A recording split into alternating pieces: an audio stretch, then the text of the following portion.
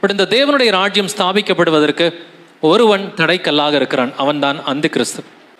தம்முடைய எதிரிகள் எல்லாரும் பாதப்படியாகி போகும் வரைக்கும் அவர் காத்து கொண்டு இருக்கிறார். எதனால வந்துட்டு அவர் பிதாவின் வலது பாரசத்தில் இன்னமும் வெயிட் பண்ணிட்டு இருக்கிறாரு? 2000 வருஷம் ஆயிடுச்சு. இயேசு கிறிஸ்து முதலாம் வருகையில் பரலோகத்திற்கு சென்று 2000 வருஷம் ஆயிடுச்சு.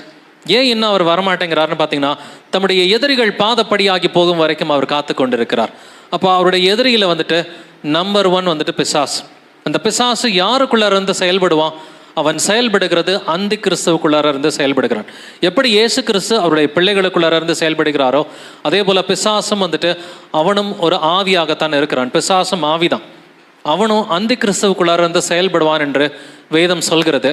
அப்படின்னா இந்த அந்தி கிறிஸ்து எப்படிப்பட்டவன்? நிறைய டைட்டில்ஸ் பார்த்தீங்க. அட்லீஸ்ட் ஒரு 8-10 டைட்டில்ஸ் அந்தி கிறிஸ்துவை பற்றி மட்டுமே இன்னைக்கு நம்ம ஆராய்ந்து பார்க்க போகிறோம். கிட்டத்தட்ட வேதத்தில் இருக்கிற அந்தி கிறிஸ்துவுக்குரிய அத்தனை வசனங்களையும் ஆவியானவர் எடுக்க வச்சிருக்கிறார்.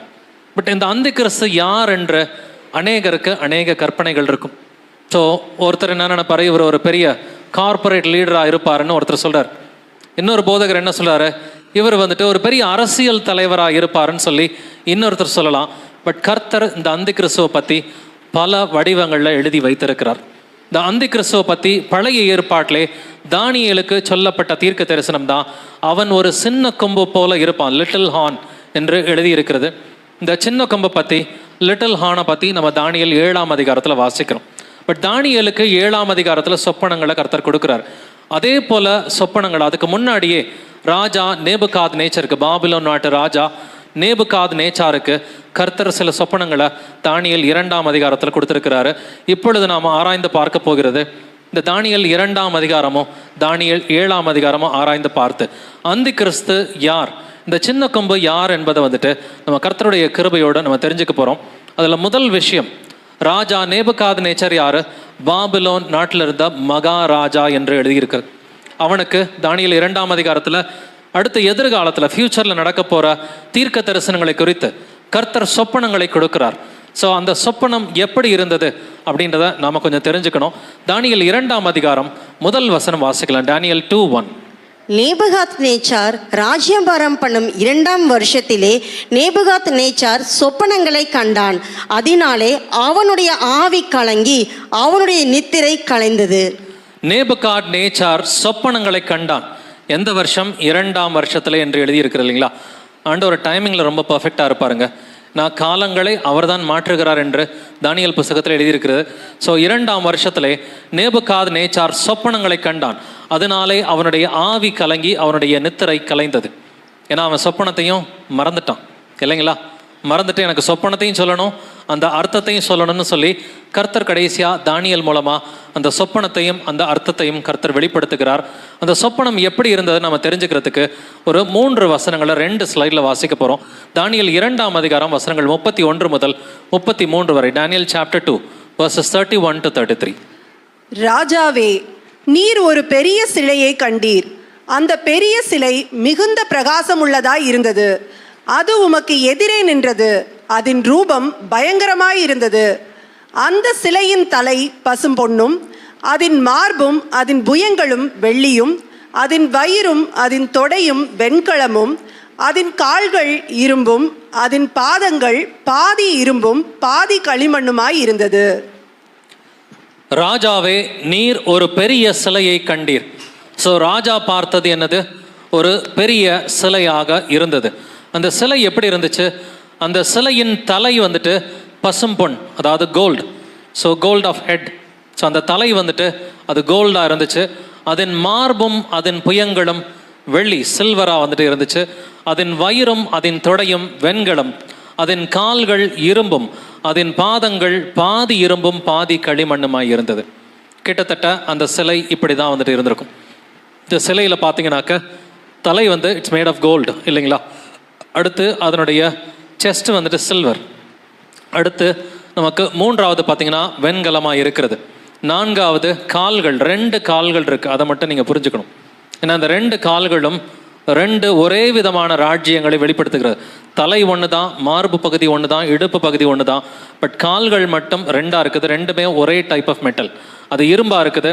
பட் பாதங்கள் பார்த்தீங்கன்னா கிளே அண்ட் மெட்டல் இல்லைங்களா? Clay and iron. ஸோ 2 விதமான வந்துட்டு விஷயங்கள் பாதத்தில் வந்துட்டு இருக்குது. ஸோ மொத்தமே வந்துட்டு 4 மெட்டல்ஸ் ஆர் தேர் இல்லைங்களா? ஸோ இந்த சிலைக்கு என்ன நடக்குது அப்படின்றத நம்ம தெரிஞ்சுக்கலாம். ஒரு கைகளால் பெயர்க்கப்படாத ஒரு கல் உருண்டு வந்து அந்த சிலையை நொறுக்கி போடுகிறது அப்படின்றத நம்ம வாசிக்கலாம். தானியேல் 2ஆம் அதிகாரம் வசனங்கள் 34 முதல் 35 வரை. நீர் பார்த்து கொண்டிருக்கும் போதே கைகளால் பெயர்க்கப்படாத ஒரு கல் பெயர்ந்து உருண்டு வந்தது. அது அந்த சிலையை இரும்பும் களிமண்ணும் ஆகிய அதன் பாதங்களில் மோதி அவைகளை நொறுக்கி போட்டது. அப்பொழுது அந்த இரும்பும் களிமண்ணும் வெண்கலமும் வெள்ளியும் பொன்னும் ஏகமாய் நொறுங்குண்டு கோடை காலத்தில் போரடிக்கிற களத்திலிருந்து பறந்து போகிற பதரை போல் ஆயிற்று. அவைகளுக்கு ஒரு இடமும் கிடையாதபடி காற்று அவைகளை அடித்து கொண்டு போயிற்று. சிலையை மோதின கல்லோவென்றால் ஒரு பெரிய பர்வதமாகி பூமியை எல்லாம் நிரப்பிற்று. ஸோ நீர் பார்த்து கொண்டிருக்கும் போதே ராஜா நேபுகாத்நேச்சர் அந்த சிலையை பார்க்குறான். ஸோ இந்த சிலையை பார்த்து கொண்டிருக்கும் பொழுது அந்த சிலைக்கு என்ன நடக்குதுன்றத தானியேல் மூலமாக கர்த்தர் வெளிப்படுத்துகிறார். கைகளால் பெயர்க்கப்படாத ஒரு கல், அந்த கல் வந்துட்டு என்னவாச்சு, பெரிய ராஜ்யமாக பர்வதமாக மாறுச்சு. பர்வதம் என்பது ராஜ்யத்தை குறிக்கிறது. Mountain means it's a kingdom.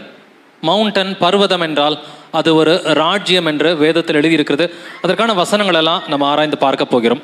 So அது என்ன பண்ணுச்சா, அந்த சிலையை இரும்பும் களிமண்ணும் ஆகிய அதன் பாதங்களில் மோதி. எங்கே மோதுது? பாதங்கள், ஃபுட், பாதங்களில் தான் மோதுது. தலையில் மோதலை, இல்லை செஸ்ட்லையோ இடுப்புலையோ கால்லையோ மோதாமல் பாதங்களில் அது மோதுகிறது. பாதங்களில் மோதி அவைகளை நொறுக்கி போட்டது. மேலும் அப்பொழுது அந்த இரும்பும் களிமண்ணும் வெண்கலமும் வெள்ளியும் பொன்னும், இங்கே இது ரிவர்ஸ் ஆர்டரில் வந்திருக்கு இல்லைங்களா?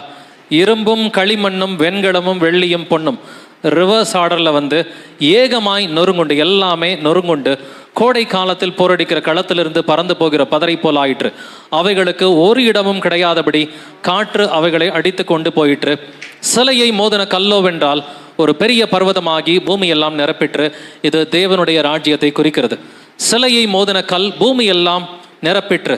எப்படி சமுத்திரம் ஜலத்தினால் நிரம்பி இருக்கிறதோ பூமி முழுவதும் கர்த்தரை அறிகிற அறிவினால் நிரம்பும். அந்த காலகட்டத்தில் தான் நம்ம இருக்கிறோம். இது ரொம்ப ஸ்பெஷலான ஒரு டைம் லைன் நம்ம எல்லோருமே இருக்கிறது.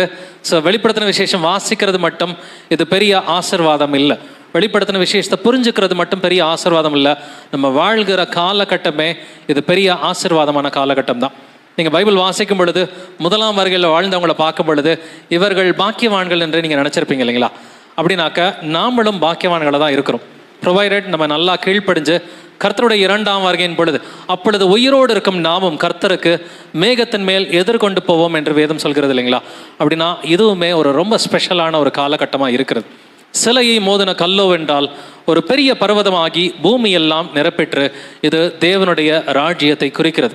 ஸோ அந்த ஒரு காலகட்டத்தில் தான் நாம் இப்பொழுது வாழ்ந்து கொண்டிருக்கிறோம். இந்த 4 உலோகங்கள், 4 மெட்டல்ஸ், இது எதை குறிக்கிறது? 4 ராஜ்யங்கள், 4 கிங்டம்ஸை குறிக்கிறது. ஸோ எந்தெந்த ராஜ்யங்கள் அப்படின்றத நம்ம வேதத்திலிருந்தே தான் பார்க்க போகிறோம். ஸோ இன்றைக்கி எல்லாத்துக்குமே வசனங்கள் இருக்கிறது. இன்றைக்கி நம்ம எங்கேயுமே வந்துட்டு அங்கிட்டு இங்கிட்டு வெளியில் போக வேண்டாம். பைபிளுக்கு வெளியிலே நம்ம போக வேண்டாம். வேதத்துக்குள்ளாரே எல்லாத்துக்குமே நமக்கு விடை இருக்கிறது. இந்த 4 மெட்டல்ஸ், இந்த 4 மெட்டல்ஸ் என்னதுன்றதை நம்ம பார்க்கலாம். ஸோ ஃபர்ஸ்ட் மெட்டல் என்னது? கோல்டு இல்லைங்களா? அந்த பொன்னான தலை நீரே. வாசிக்கலாம் தானியேல் 2ஆம் அதிகாரம் வசனங்கள் 38 முதல் 40 வரை. பொன்னான அந்த தலை நீரே, உமக்கு பிறகு உமக்கு கீழ்த்தரமான வேறொரு ராஜ்யம் தோன்றும். பின்பு பூமி எல்லாம் ஆண்டு கொள்ளும் வெண்கலமுமான 3ஆம் ராஜ்யம் ஒன்று எழும்பும். 4வது ராஜ்யம் இரும்பை போல உரமாயிருக்கும். இரும்பு எல்லாவற்றையும் எப்படி நொறுக்கி சின்ன பின்னமாக்குகிறதோ அப்படியே இது நொறுக்கி போடுகிற இரும்பை போல அவைகளை எல்லாம் நொறுக்கி தகர்த்து போடும். ஸோ கர்த்தரை நமக்கு அர்த்தத்தை சொல்லி கொடுத்துட்டார் இல்லைங்களா? பொன்னான அந்த தலை நீரே. ஸோ கோல்டு வந்துட்டு நீரேனா யாரு? பாபிலோன் ராஜா நேபுகாத்நேச்சரை குறிக்கிறது. ஸோ பாபிலோன் ராஜ்யத்தை குறிப்பது தான் அந்த கோல்டு என்று எழுதியிருக்கிறது. அந்த பொன் என்பது அது பாபிலோன் ராஜ்யத்தை குறிப்பது. So the kingdom of Babylon, that's gold. அடுத்து உமக்கு பிறகு உமக்கு கீழ்த்தரமான வேறொரு ராஜ்யம் வரும். அதனால தான் பொண்ணுக்கு அடுத்து கீழ்த்தரமானது என்னது? சில்வர் இல்லைங்களா? ஸோ சில்வர் வந்துட்டு கீழ்த்தரமான ஒரு ராஜ்யம். அடுத்து பின்பு பூமி எல்லாம் ஆண்டு கொள்ளும் வெண்கலமான மூன்றாம் ராஜ்யம். வெண்கலம் வந்துட்டு சில்வரோட கொஞ்சம் தரம் கம்மி தான் இல்லைங்களா? அதை விட ரொம்ப தரம் கம்மியானது வந்துட்டு இரும்பு. 4வது ராஜ்யம் இரும்பை போல உரமாயிருக்கும். இரும்பு எல்லாவற்றையும் எப்படி நொறுக்கி சின்னாபின்னமாக்குகிறதோ அப்படி இது நொறுக்கி போடுகிற இரும்பை போல அவை எல்லாம் நொறுக்கி தகர்த்து போடும். இப்போ ஒரு விஷயத்துக்கு ஆன்சர் கிடைச்சிருச்சு இல்லைங்களா? பொன்னான அந்த தலை நீரே. முதல் ராஜ்யம் பாபிலோன் ராஜ்யம். பட் இந்த சில்வர், இந்த வெண்கலம், அடுத்து இந்த இரும்பு, இது எதை குறிக்கிறது? அதுக்கும் நமக்கு வேதத்தில் ஆன்சர் இருக்குது. தானியேல் 8ஆம் அதிகாரம் நீங்கள் வாசித்து பார்த்தீங்கன்னா அதில் முதல் வசனத்துலேருந்து 22ஆம் வசனம் வரைக்கும் நீங்கள் வாசித்து பார்த்தீங்கன்னா ஒரு வெள்ளாடு, அடுத்து வந்துட்டு வெள்ளாட்டுக்கடா, அடுத்து இன்னொரு ஆட்டுக்கடான்னு சொல்லி 2 இருக்கும். ஆட்டுக்கடா ஒன்று, இன்னொன்று வந்துட்டு பெரிய வெள்ளாட்டுக்கடான்னு சொல்லி ஒன்று இருக்கும். இது ரெண்டுமே 2 ராஜ்யங்களை குறிக்கிறதுன்னு சொல்லி கர்த்தர் அங்கே பெயர்களை கொடுத்துருவாரு. 20வது வசனத்தில் நீ கண்ட 2 கொம்புள்ள ஆட்டுக்கடா மேதியா பெர்சியா தேசங்களின் ராஜாக்கள். மேதியா பெர்சியா தான் வந்துட்டு இந்த 2ஆம் ராஜ்யம். உமக்கு பிறகு உமக்கு கீழ்த்தரமான வேறொரு ராஜ்யம் தோன்றும். இந்த 2வது ராஜ்யம், அதாவது சில்வர், இந்த சிலையில் நீங்கள் பார்க்குற சில்வர் வந்துட்டு மேதியா பெர்ஷியா. சரி, இந்த பாபிலோன்னா இன்னைக்கு எந்த ஊர்? மேதியா பெர்ஷியானா இன்னைக்கு எந்த ஊர்? பாபிலோன் என்பது வந்துட்டு இன்னைக்கு இருக்கிற ஈராக்கை குறிக்கிறது. ஸோ இன்னைக்கு ஈராக்கில் பாக்தாத் இருக்கு இல்லைங்களா? பாக்தாத் பக்கத்தில் இருந்தது தான் வந்துட்டு பாபிலோன். அந்த காலத்தில் இந்த பாபிலோன் மகாநகரம் வந்துட்டு பாக்தாத் பக்கத்தில். ஸோ ஈராக்குன்னு அப்ராக்சிமேட்லி நம்ம வச்சுக்கலாம். அடுத்து மேதியா பெர்ஷியா, மீடோ பெர்ஷியா அப்படின்னு நம்ம சொல்லுவோம். இந்த மேதியா பெர்ஷியா ஈரானை குறிக்கிறது. ஸோ ஈரானுக்கு வந்துட்டு பைபிளில் வந்துட்டு 4 பெயர்கள் இருக்குது. கானான் தேசத்தில் எத்தனை கோத்திரங்கள் இருந்தாங்க? 7 விதமான குடிகள் இருந்தாங்க இல்லைங்களா? கானான் தேசத்தில் 7 விதமான குடிகள் இருந்தாங்க. இந்தியாவில் எத்தனை பேர் இருக்கிறாங்க? தமிழர்கள் இருக்கிறாங்க, மலையாளிஸ் இருக்கிறாங்க, கன்னடம் பேசுகிறவங்க இருக்கிறாங்க, தெலுங்கு பேசுகிறவங்க இருக்கிறாங்க, ஹிந்தி பேசுகிறவங்க, பல மொழி பேசுகிறவங்க இருக்கிறாங்க இல்லைங்களா? அதே மாதிரி ஈரானில் வந்துட்டு 4 விதமான குடிகள் இருந்தார்கள் என்று வேதம் சொல்கிறது. ஒன்று மேதியர்கள், இன்னொன்று பெர்சியர்கள், அதே போல் வந்துட்டு இன்னும் 2 பேர்களை வந்துட்டு கர்த்தர் கொடுத்துருக்கிறார். மேதியர்கள், பெர்ஷியர்கள் வந்துட்டு, அதே போல் மின்னி அப்படின்ற ஒரு பெயரும் வந்துட்டு ஈரானுக்கு கொடுக்கப்பட்டிருக்கிறது. ஸோ ஈரானுக்கு மட்டுமே பார்த்தீங்கன்னா 4 பெயர்களை, 4 விதமான குடிகள் இருந்தாங்க. கானான் தேசத்தில் 7 விதமான குடிகள் இருந்தது போல். ஸோ முதல் ராஜ்யம் எது? இது பாபிலோன், இது ஈராக்கை குறிக்கிறது. 2வது ராஜ்யம் வந்துட்டு மீடோ பெர்ஷியா, அதை தான் மேதியா பெர்ஷியா என்பதை வந்துட்டு இந்த வசனத்தில் நம்ம வாசித்தோம். இது சில்வர். மேதியா பெர்ஷியா ஈரானை குறிக்கிறது. அடுத்து ரோமமுள்ள அந்த வெள்ளாட்டுக்கடா கிரேக்க தேசத்தின் ராஜா. கிரேக்க தேசத்தின் ராஜா அலெக்சாண்டர் த கிரேட், உங்களுக்கெல்லாம் தெரியும் நினைக்கிறேன், மாவீரன் அலெக்சாண்டர். ஸோ கிரேக்க தேசத்தினுடைய முதல் ராஜா அலெக்சாண்டர் த கிரேட். இன்ஃபேக்ட் நீங்கள் ஹிஸ்ட்ரி கொஞ்சம் சரித்திரத்தை ஆராய்ந்து பார்த்தீங்கன்னாக்க பாபிலோனை தோக்கடிச்சது மேதியா பெர்ஷியா, மேதியா பெர்ஷியாவை தோக்கடிச்சது அலெக்சாண்டர் த கிரேட்டோட கிரேக்க ராஜ்யமாக இருக்கிறது. ஸோ பைபிள் வசனங்களுக்கு சரித்திரம் எப்பொழுதுமே சாட்சி கொடுக்கும். வசனத்திற்கு, கர்த்தருடைய வசனங்களுக்கு சரித்திரம் கர்த்தர் நடக்கிறதுக்கு முன்னாடி எழுதிடுவார். ஸோ கர்த்தர் முன்னாடியே சொன்னதை சரித்திரம் அழகாக நடத்தி காண்பிக்கிறதா இருக்கிறது. அதனால தான் வந்துட்டு அந்தத்தில் உள்ளவைகளை ஆதி முதற்கொண்டு நான் சொல்லுகிற தேவனாக இருக்கிறேன்னு சொல்லி கர்த்தர் சொல்றாரு. அவர் சொன்ன தீர்க்க தரிசனங்கள் எந்த காலகட்டத்தில்? தானியேலின் காலகட்டம் கிட்டத்தட்ட இப்பயிலிருந்து 2500 வருஷத்துக்கு முன்னாடி. இயேசு கிறிஸ்து 1ஆம் வருகையில் இந்த பூமிக்கு வந்தப்ப அதுக்கு ஒரு 500 ஆண்டுகளுக்கு முன்னாடியே தானியேல் இந்த தீர்க்க தரிசனங்கள் எல்லாம் கொடுத்துட்டான். ஸோ தானியேல் இந்த தீர்க்க தரிசனம் கொடுத்தப்ப யார்கிட்ட கொடுக்குறான்? நெபுகாத்நேச்சர் ராஜா கிட்ட பேசிட்டு இருக்கிறான். பட் அவன் சொன்னதெல்லாம் ஃபியூச்சர்ல இருக்கிற ராஜ்யங்களை பத்தி.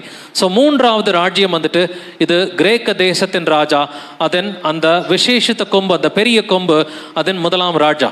அப்படின்னா கொம்புனா என்ன அர்த்தம்? ராஜான்னு அர்த்தம். அதில் பெரிய கொம்பு அதன் 1ஆம் ராஜா என்று எழுதியிருக்கிறது.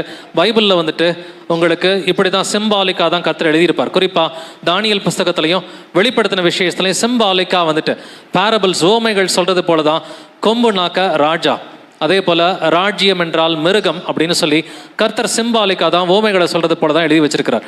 இப்போ 3 ராஜ்யங்கள் நமக்கு தெரிஞ்சிச்சு. இப்போ கிரேக்க தேசம், கிரீஸ்ன்ற நாடு இன்னமுமே ஐரோப்பாவில் இருக்குது இல்லைங்களா? ஐரோப்பாவில் கிரீஸ் இன்னுமே இருக்குது.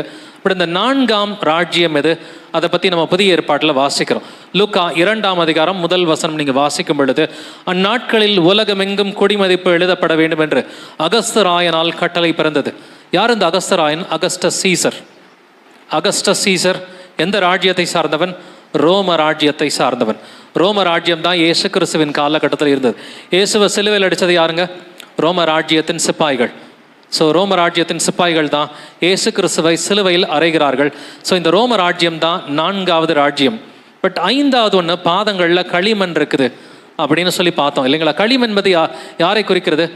மனிதனை கர்த்தர் எப்படி உருவாக்குறாரு? மண்ணினாலே உருவாக்கி இல்லைங்களா. கிளே, களிமண் என்பது கிளே, மண்ணினாலே உருவாக்குறார். இந்த ராஜ்யம் மக்களோடு மக்களாக கலந்துவிடும். கடைசியாக இந்த இரும்புக்குரிய ராஜ்யம் ரோம ராஜ்யம் எப்படி இருக்குமா? இன்னைக்குமே இருக்குது. ரோம ராஜ்யம் இன்றைக்கும் இருக்கிறது. மக்களோடு மக்களாக கலந்த ஒரு ராஜ்யமாக இருக்குது. இந்த ராஜ்யங்களை பற்றி நம்ம தெளிவாக தெரிஞ்சுக்க போகிறோம். ரோம ராஜ்யம் கடைசி வரைக்கும் இருக்கும். இயேசு கிறிஸ்துவின் 2ஆம் வருகை வரைக்கும் ரோம ராஜ்யம் இருக்கும்.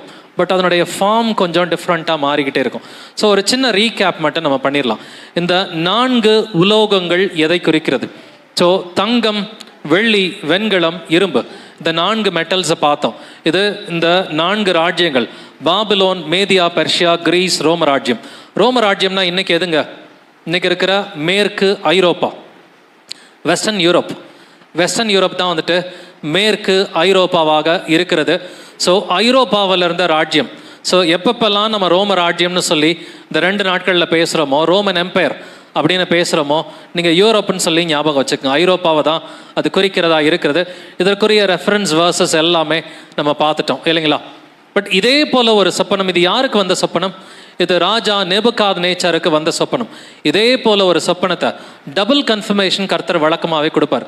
ரொம்ப முக்கியமான காரியங்களுக்கு 2 சாட்சிகள் இருக்கிறது போல, எப்படி வெளிப்படுத்தின விஷயத்தில் 2 சாட்சிகளை பற்றி வாசிக்கிறோமோ, டபுள் கன்ஃபர்மேஷன் இருக்கும். தானியேலுக்கும் ஒரு சொப்பனத்தை கர்த்தர் கொடுக்கிறார். இந்த தானியேலுக்கு 4 மிருகங்கள் வருகிறது. நேபுகாத்நேச்சருக்கு என்ன வந்துச்சு? 4 மெட்டல்ஸ், 4 உலோகங்கள் வந்தது. தானியேலுக்கு வந்துட்டு 4 மிருகங்கள் வந்தது. அந்த 4 மிருகங்கள் 4 பீஸ்ட். அது எப்படி இருந்துச்சுன்னா, முதலாவது மிருகம் அது சிங்கத்தை போல இருந்தது. 2வது மிருகம் வந்துட்டு அது கரடியை போல இருந்தது அப்படின்னு சொல்லி பார்க்குறோம்.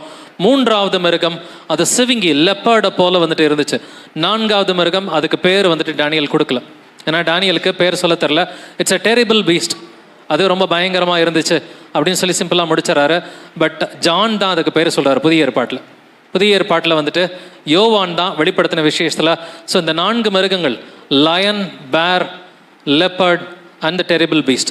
ஸோ இந்த 4 மிருகங்கள் இது எதை குறிக்கிறது அப்படின்றத நம்ம ஆராய்ந்து பார்க்கலாம், வாசிக்கலாம். தானியேல் 7ஆம் அதிகாரத்தில் நம்ம 3 முதல் 6 வசனங்களை வாசிக்கலாம். அப்பொழுது வெவ்வேறு ரூபமுள்ள 4 பெரிய மிருகங்கள் சமுத்திரத்திலிருந்து எழும்பின. முந்தினது சிங்கத்தை போல இருந்தது. பின்பு கரடிக்கு ஒப்பாகிய வேறே 2 மிருகத்தை கண்டேன். அதன் பின்பு சிவிங்கியை போலிருக்கிற வேறொரு மிருகத்தை கண்டேன். ஸோ இதில் 3 மிருகத்தை பற்றி தான் நம்ம டிஸ்கிரிப்ஷன்ஸ் பார்க்குறோம் இல்லைங்களா. ஸோ 3வது வசனத்தில் அப்பொழுது வெவ்வேறு ரூபமுள்ள 4 பெரிய மிருகங்கள் அப்படின்னு சொல்லிட்டு எங்கேருந்து எழும்புச்சு? அது சமுத்திரத்திலிருந்து எழும்பின. வெளிப்படுத்தின விஷயத்துலையும் 1வது மிருகம் எங்கேருந்து எழும்புது? சமுத்திரத்திலிருந்து தான் வந்துட்டு எழும்புது இல்லைங்களா. அது எங்கேருந்து எழும்புதுன்றதை நம்ம தெரிஞ்சுக்கணும். இங்கேயும் சமுத்திரத்திலிருந்து 4 மிருகங்கள் எழும்புது. வெளிப்படுத்தின விஷயத்தில் 13ஆம் அதிகாரம் 1 வசனத்தில் ஃபர்ஸ்ட் பீஸ்ட், 1ஆம் மிருகம் அது சமுத்திரத்திலிருந்து தான் எழும்புது. 1வது மிருகம் அது எப்படி இருந்துச்சு? முந்தினது சிங்கத்தை போல இருந்தது. ஸோ த ஃபர்ஸ்ட் பீஸ்ட் அது வந்துட்டு லயன், சிங்கத்தை போல இருந்தது. 2வது மிருகம் எப்படி இருந்துச்சு? அது கரடிக்கு ஒப்பாக வேற 2ஆம் மிருகத்தை கண்டேன். ஸோ 2ஆம் மிருகம் கரடி, த பேர் அப்படின்னு சொல்லி பார்க்குறோம். பட் சிங்கத்துக்கு கழுகுகளுக்கு ஒப்பான ரெக்கைகள் இருந்துச்சு. பட் ரொம்ப பெரிய டிஸ்கிரிப்ஷன் இருந்ததுனால, டைம் இல்லாததுனால அந்த போர்ஷன்ஸ்லாம் நம்ம எடுக்கலை. ஸோ இந்த சிங்கத்துக்கு வந்துட்டு பார்த்தீங்கன்னா அது ஒரு பக்கம் சாய்ந்த மாதிரி இருந்துச்சு. அதனுடைய பற்களின் நடுவே வந்துட்டு ரிப்ஸ் எல்லாம் இருந்துச்சு. எழும்பி வெகு மாம்சம் புசி அப்படின்றது அதுக்கு சொல்லப்பட்டது அப்படின்றதெல்லாம் டிஸ்கிரிப்ஷன்ஸ் வாசிக்கிறோம். அது 2 பக்கமாக நின்றுச்சு. ஒரு சைடு பெருசாக இருந்துச்சுன்னு சொல்லியிருக்கோம். இதுதான் மேதியா, பெர்ஷியா. பெர்ஷியா வந்துட்டு 2வது வந்தாலும் அதுதான் பெரிய ராஜ்யமாக வந்துட்டு மேதியாவை காட்டிலும் பெரிய ராஜ்யமாக எழும்புது. அடுத்து 4வது மிருகம் லெப்பர்ட், அதுக்கு 4 ரெக்கைகள் இருந்துச்சு. ஏன்னா அலெக்சாண்டர் த கிரேட் வந்துட்டு தன்னுடைய பீக் ஆஃப் த பவரில் இருக்கும்பொழுது கிட்டத்தட்ட ஒரு 32 வயசில் அலெக்சாண்டர் த கிரேட் இறந்து போகிறப்ப பீக் ஆஃப் த பவரில் அவன் ஐரோப்பா முழுவதையும் பிடிச்சிட்டான். கிட்டத்தட்ட இந்தியா பார்டர் வரைக்கும் வந்துட்டான். இப்போ அவனுடைய ராஜ்யத்தை யார் பங்கு போட்டுக்கிறதுன்னு சொல்லி அவனுடைய அந்த படை தளபதிகள், போர் ஜெனரல்ஸில் வந்துட்டு 4 பேர் அவனுடைய ராஜ்யத்தை பங்கிட்டுக்கிட்டாங்க. அதனால தான் 4 ரெக்கைகள் இருந்ததுன்னு சொல்லி எழுதியிருக்குது. அந்த கடைசியாக ஒரு மிருகத்தை பற்றி இங்கே நம்ம வாசிக்கல. இங்கே 3 மிருகங்களை பற்றி தான் எழுதியிருக்கு. 4வது மிருகத்தை பற்றி நம்ம ஸ்பெஷலாக வாசிக்க போகிறோம். 3வது மிருகம் எப்படி இருந்தது? சிவிங்கி, அது லெப்பர்டு. ஸோ 3வது மிருகம் இருந்துச்சு. இந்த 4வது மிருகத்தை பற்றி நம்ம தெரிஞ்சுக்கலாம். அந்த 4வது மிருகம் தான் நம்முடைய கான்டெக்ஸ்ட்டுக்கு இப்போ முக்கியமானது. வந்துட்டு வாசிக்கலாம். தானியேல் 7ஆம் அதிகாரம் 7வது வசனம். தானியேல் 7:7. அதற்கு பின்பு ராத்தரிசனங்களில் 4ஆம் மிருகத்தை கண்டேன். அது கெடியும் பயங்கரமும் மகாபலத்ததுமாய் இருந்தது. அதற்கு பெரிய இரும்பு பற்கள் இருந்தது. அது நொறுக்கி பட்சித்தது. மீதியானதை தன் கால்களால் மிதித்து போட்டது. அது தனக்கு முன்னிருந்த எல்லா மிருகங்களை பார்க்கிலும் வேற்று உருவமாய் இருந்தது. அதற்கு 10 கொம்புகள் இருந்தது. 4ஆம் மிருகத்தை கண்டேன்னு தானியேல் அதிகமாக இங்கே டிஸ்கிரிப்ஷன்ஸ் கொடுக்கறது பார்த்தீங்கன்னா அது 4ஆம் மிருகத்துக்கு தான் டிஸ்கிரிப்ஷன் கொடுக்குறார். அது எப்படி இருந்துச்சா? கெடியும் பயங்கரமும் மகா பலத்ததுமாக இருந்தது. அதனுடைய டிஸ்கிரிப்ஷன் கொடுக்குறாரு. அதனுடைய பேர் என்னன்னு தானியேல் சொல்லலை இல்லைங்களா? தானியேல் பேர் சொல்ல, it's a terrible and dreadful Beast அப்படின்னு சொல்லி தான் எழுதப்பட்டிருக்கிறது. அதற்கு பெரிய இரும்பு பற்கள் இருந்தது. அது நொறுக்கி பட்சித்தது. மீதியானதை தன் கால்களால் மிதித்து போட்டது. அது தனக்கு முன்னிருந்த எல்லா மிருகங்களை பார்க்கிலும் வேற்று உருவமாயிருந்தது. அதற்கு 10 கொம்புகள் இருந்தது. ஸோ இந்த கொம்புன்னா என்னது, மிருகம்னா என்னது, இதை நம்ம தெரிஞ்சுக்கணும். ஸோ மிருகம் என்றால் ராஜ்யம் என்பதை நாம் தெரிந்து கொள்ள வேண்டும். மிருகம் என்றால் ராஜ்யம். So Beast refers to a kingdom. இதுக்கான வசனத்தை நம்ம வாசிக்கலாம். தானியேல் 7:23. தானியேல் 7:23. அவன் சொன்னது 4ஆம் மிருகம் பூமியிலே உண்டாகும் 4ஆம் ராஜ்யமாம். 4ஆம் மிருகம் பூமியிலே உண்டாகும் 4ஆம் ராஜ்யம். ஸோ அந்த 4th பீஸ்ட் வந்துட்டு எதை குறிக்கிறது? 4th கிங்டமை குறிக்கிறது இல்லைங்களா? மிருகம் என்றால் ராஜ்யம் என்பதை நாம் உணர்ந்து கொள்ள வேண்டும். வெளிப்படுத்தின விசேஷத்துக்கும் இதே ஃபார்முலா தான். தானியேலுக்கு மட்டுமில்லை, வெளிப்படுத்தின விசேஷத்துக்கும் இதே ஃபார்முலா தான். அங்கேயுமே வலு சர்ப்பம் இருக்கிறது, 1ஆம் மிருகம் இருக்கிறது, 2ஆம் மிருகம் இருக்கிறது. வெளிப்படுத்தின விசேஷத்துலையும் மிருகம் என்றால் ராஜ்யம். பட் இந்த 4ஆம் மிருகத்திற்கு எத்தனை கொம்புகள் இருந்தது? அதற்கு 10 கொம்புகள் இருந்தது அப்படின்றத கடைசி 4 வார்த்தைகளில் வாசிக்கிறோம் இல்லைங்களா? கொம்பு என்றால் என்ன? கொம்பு என்றால் ஒரு ராஜாவை குறிக்கிறது. Horn means it refers to a king. கொம்பு என்றால் ராஜா. வாசிக்கலாம். தானியேல் 7:24. தானியேல் 7:24. அந்த 10 கொம்புகள் என்னவென்றால் அந்த ராஜ்யத்திலே எழும்பும் 10 ராஜாக்களாம். 10 கொம்புகள் எதை குறிக்கிறது? அந்த ராஜ்யத்திலே, அந்த ரோம ராஜ்யத்திலே எழும்பும் 10 ராஜாக்கள் என்று எழுதியிருக்கிறது. ஸோ இந்த 4 மிருகங்களும் எதை குறிக்கிறதுனா மீண்டுமா அதே 4 ராஜ்யங்களை தான் குறிக்கிறது. ஸோ 1வது மிருகம் சிங்கத்தை போல இருந்தது, அது பாபிலோன் ராஜ்யம். 2வது மிருகம் கரடி, அது மேதியா பெர்ஷியா. 3வது மிருகம் லெப்பர்டு, சிவிங்கி, அது கிரேக்க ராஜ்யத்தை குறிக்கிறது. 4வது மிருகம் இது பயங்கரமான மிருகம், இது ரோம ராஜ்யத்தை குறிக்கிறது. அந்த ரோம ராஜ்யத்தில் எத்தனை கொம்புகள்? 10 கொம்புகள் இருந்தது அப்படின்றத பார்க்குறோம். ஸோ இந்த 10 கொம்புகள், இந்த 10 கொம்புகளுக்கு நடுவே இப்போ தான் முக்கியமான போர்ஷனுக்கு வரும். இது வரைக்கும் நம்ம பார்த்தது எல்லாமே இன்ட்ரோடக்ஷன். வீட்டுக்கு போயிட்டு நீங்கள் பொறுமையாக தானியேல் 2வது அதிகாரத்தையும் தானியேல் 7வது அதிகாரத்தையும் வாசித்து பாருங்கள். ஏன்னா நீங்களே வீட்டில் போய் வாசிக்கும் பொழுது இது இன்னும் அதிகமான புரிதலை ஆவியானவர் நமக்கு நிச்சயமாக கொடுப்பார். ஸோ இந்த தானியேலில் 2 அதிகாரங்களில் இப்போ நம்ம மேலாப்பில் சில விஷயங்களை புரிஞ்சுக்கிட்டோம்.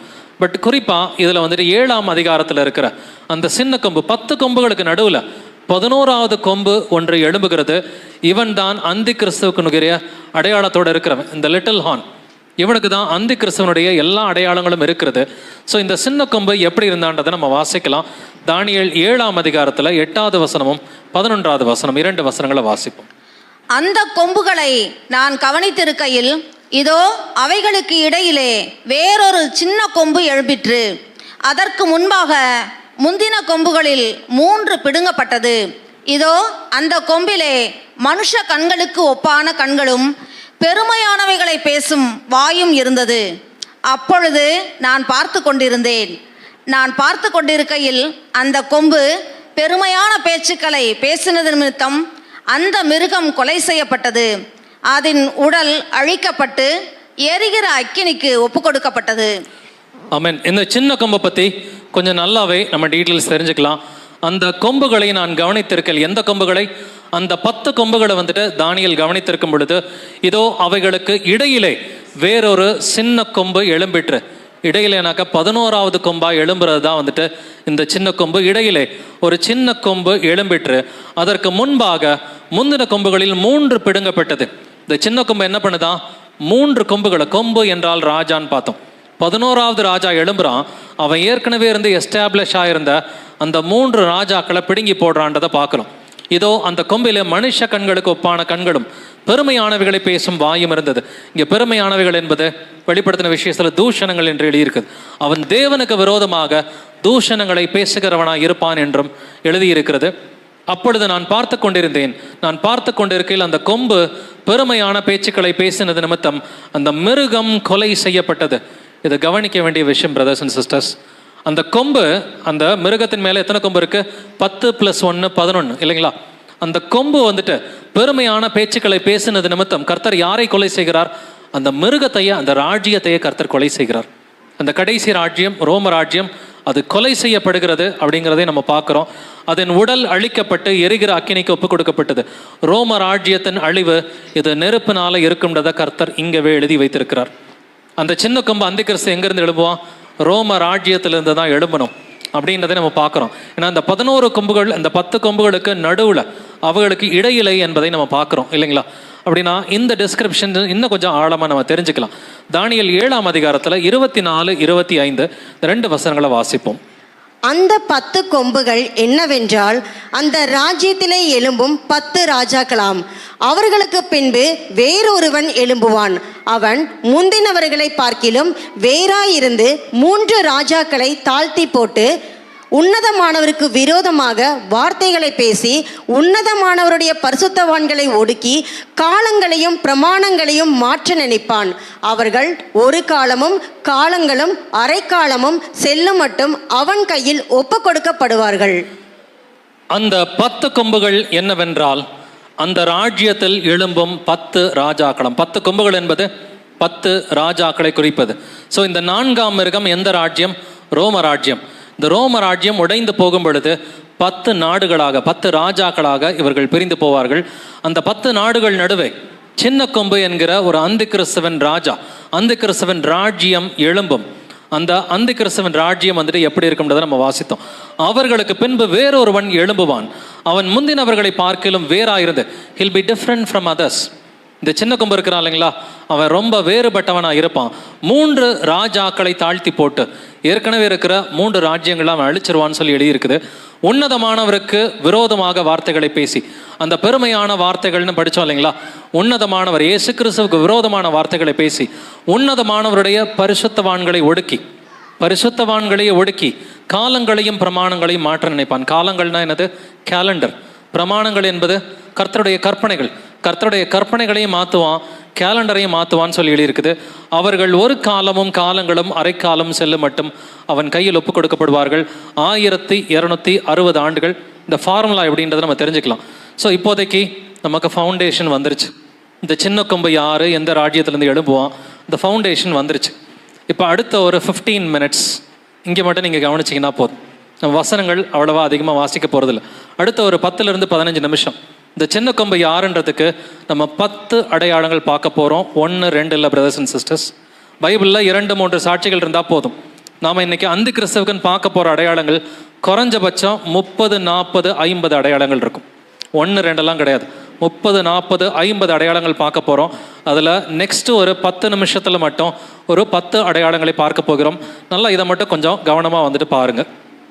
ஸோ இப்போ சின்ன கொம்பு இந்த யாருன்றதை கண்டுபிடிக்கிறதுக்கு, இந்த அந்தி கிறிஸ்துவின் ராஜ்யம் இது எதுன்றதை நம்ம புரிஞ்சுக்கிறதுக்கு ஒரு 10 அடையாளங்கள். இதில் முதல் அடையாளம், அவனுடைய பெயர் என்னது? சின்ன கொம்பு, லிட்டில் ஹார்ன். கொம்பு என்றால் என்ன? கொம்பு என்றால் ராஜா அப்படிங்கிறத பார்க்குறோம் இல்லைங்களா? தானியேல் தீர்க்க தரிசனம் 7ஆவது அதிகாரம் 8வது வசனத்தில் ஏற்கனவே வாசம், அந்த கொம்புகளை நான் கவனித்திருக்கையில் இதோ அவைகளுக்கு இடையிலே வேறொரு சின்ன கொம்பு எழும்பிட்டு. இவன் என்ன சைஸ்? சின்னது இல்லைங்களா? It's a little king, little kingdom. ஒரு சிறிய ராஜாவாக இருப்பான் இல்லைங்களா? ஸோ இந்த தானியேல் புஸ்தகம் 7ஆம் அதிகாரம் 24வது வசனத்தில் அந்த 10 கொம்புகள்னா 10 ராஜாக்கள்னு பார்த்தோம். 10 கொம்புகள்னா 10 ராஜாக்கள். அப்போ சின்ன கொம்புனா ஒரு சிறிய ராஜா, சின்ன ராஜ்யம் இருக்கும் இல்லைங்களா? அதே போல் தானியேல் 8:21 அந்த பெரிய கொம்பு அலெக்சாண்டர் த கிரேட்டை பற்றி கர்த்தர் எழுதும் பொழுது அந்த பெரிய கொம்பு அதன் முதலாம் ராஜா என்பதையும் நம்ம வாசித்தோம் இல்லைங்களா? பெரிய கொம்பு என்பது விசேஷித்த கொம்பு. இட்ஸ் a ஸ்பெஷல் ஹார்ன்னு சொல்லி அலெக்சாண்டர் த கிரேட்டுக்கு எழுதியிருக்கு. ஒரு சின்ன கொம்பு. உலகத்தின் மிகச்சிறிய நாடு எதுங்க? உலகத்தின் மிகச்சிறிய நாடு வேட்டிக்கன் சிட்டி. இதுதான் முதலாவது அடையாளம். The smallest country in the world, இது வேட்டிக்கன் சிட்டி. இதை பற்றி கேள்விப்பட்டீங்கன்னா கொஞ்சம் அம்யூசிங்காக தான் வந்துட்டு இருக்கும். இந்த ஏரியா சைஸ் கூட இல்லை, 110 ஏக்கர் தான். இது வெறும் 110 ஏக்கர். ஸோ இன்றைக்கி பெங்களூர்லேருந்து, சென்னையிலேருந்து, கோயம்புத்தூர்லேருந்து, பல பட்டணங்கள்லேருந்து நம்ம இன்றைக்கி திருச்சிக்கு புறப்பட்டு வந்திருக்கோம். திருச்சி சைஸ் கூட கிடையாது வேட்டிக்கன் சிட்டி.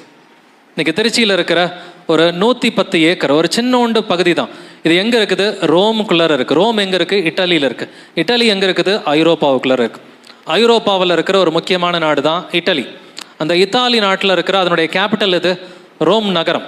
அந்த ரோம் நகரத்துக்குள்ளார இருக்கிற சின்னோண்டு 110 ஏக்கர் தான் இந்த வேட்டிக்கன் சிட்டி.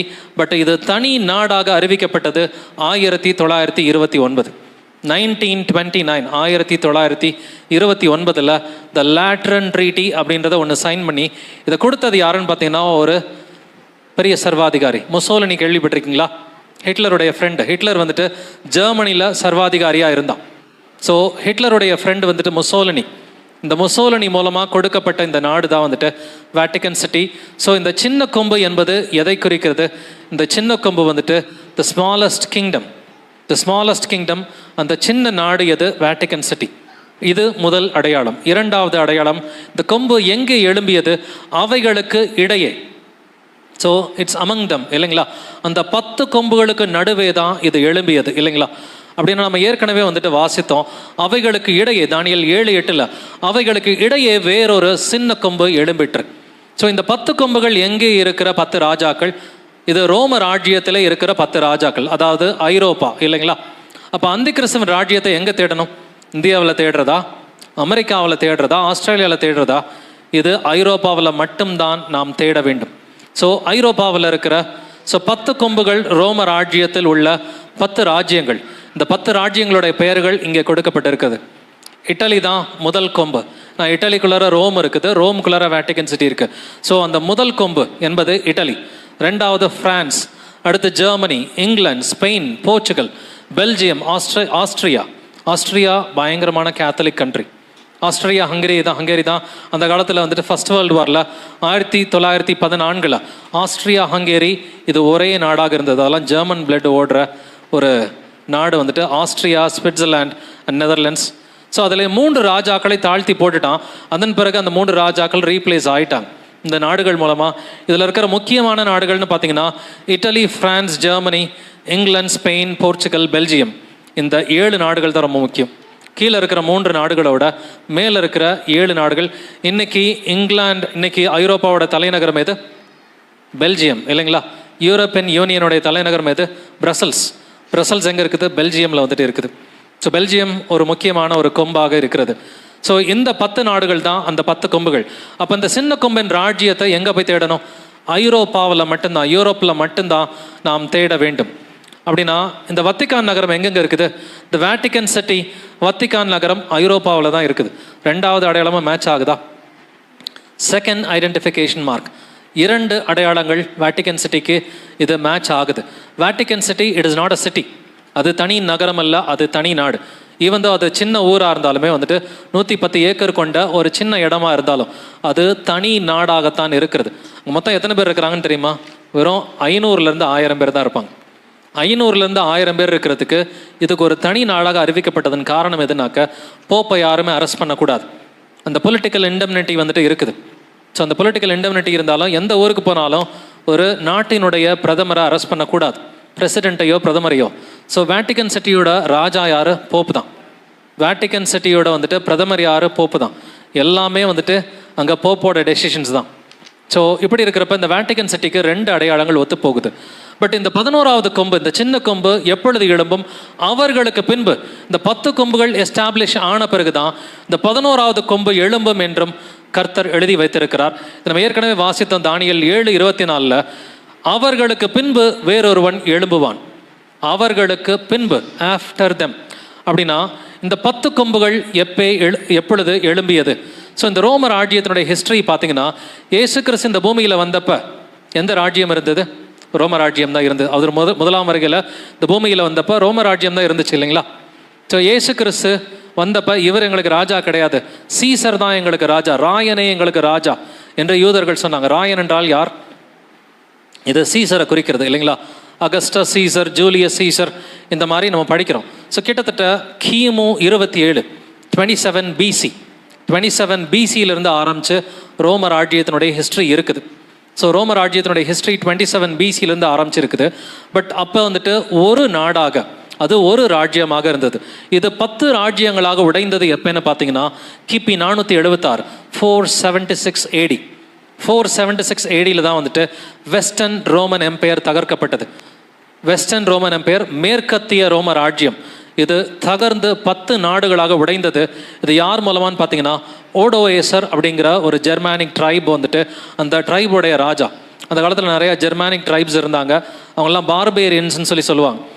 இதனால யாராவது கொஞ்சம் இந்த காலத்தில் கொஞ்சம் காட்டு மிராண்டித்தனமாக இருந்தால் பார்பேரியன்னு சொல்லுவாங்க. இல்லைன்னா வேண்டல்ஸ்ன்னு சொல்லி ஒரு குரூப் இருந்தாங்க, அவங்க பேரில் தான் வேண்டலிசம்ன்ற ஒரு வார்த்தை இன்றைக்கி வந்திருக்கு. பார்பேரியன்ஸ், வேண்டலிசம்லாம் இதெல்லாம் பிப்ளிக்கலாக இருக்கக்கூடிய வார்த்தைகள் தான். எப்படின்றத நம்ம பார்க்க போகிறோம். ஸோ இந்த ஓடோயேசர் அப்படின்ற ஒரு ஜெர்மானிக் ட்ரைபோடைய ராஜா தான் வந்துட்டு அந்த மேற்கத்திய ரோம ராஜ்யம், வெஸ்டர்ன் ரோமன் எம்பையரை கடைசியாக தகர்த்து முற்றுப்புள்ளி வச்சான். அந்த கடைசி ராஜா பெயர் வந்து, கடைசி சீசர் பேர் ரோமலஸ் அகஸ்டுலஸ். கிபி 476க்கு பிறகு தான் சின்ன கொம்பு பேப்பசி, பேப்பசின்றது தான் ரைட்டான வேர்டு. வேட்டிக்கன் சிட்டியோட பேப்பசின்றது ரொம்ப கரெக்டான வேர்டு. வேட்டிக்கன் சிட்டின்றது இன்றைக்கி 100 வருஷமாக தான் சொல்கிறோம், பட் 1500 ஆண்டுகளாக அதை பேப்பசின்னு தான் வந்துட்டு சொல்லுவாங்க. It is an apt word. அந்த சின்ன கொம்புக்கான ஆப்டான வேர்டு வந்துட்டு பேப்பசி தான். பட் இன்றைக்கி நம்ம வேட்டிக்கன் சிட்டின்னு வந்துட்டு சொல்கிறோம். அது சிறிய ராஜ்யமாக இருக்கிறது. அப்படின்னா அவர்களுக்கு பின்பு இது எழும்பியதான்னு பார்த்தீங்கன்னா உண்மைதான்.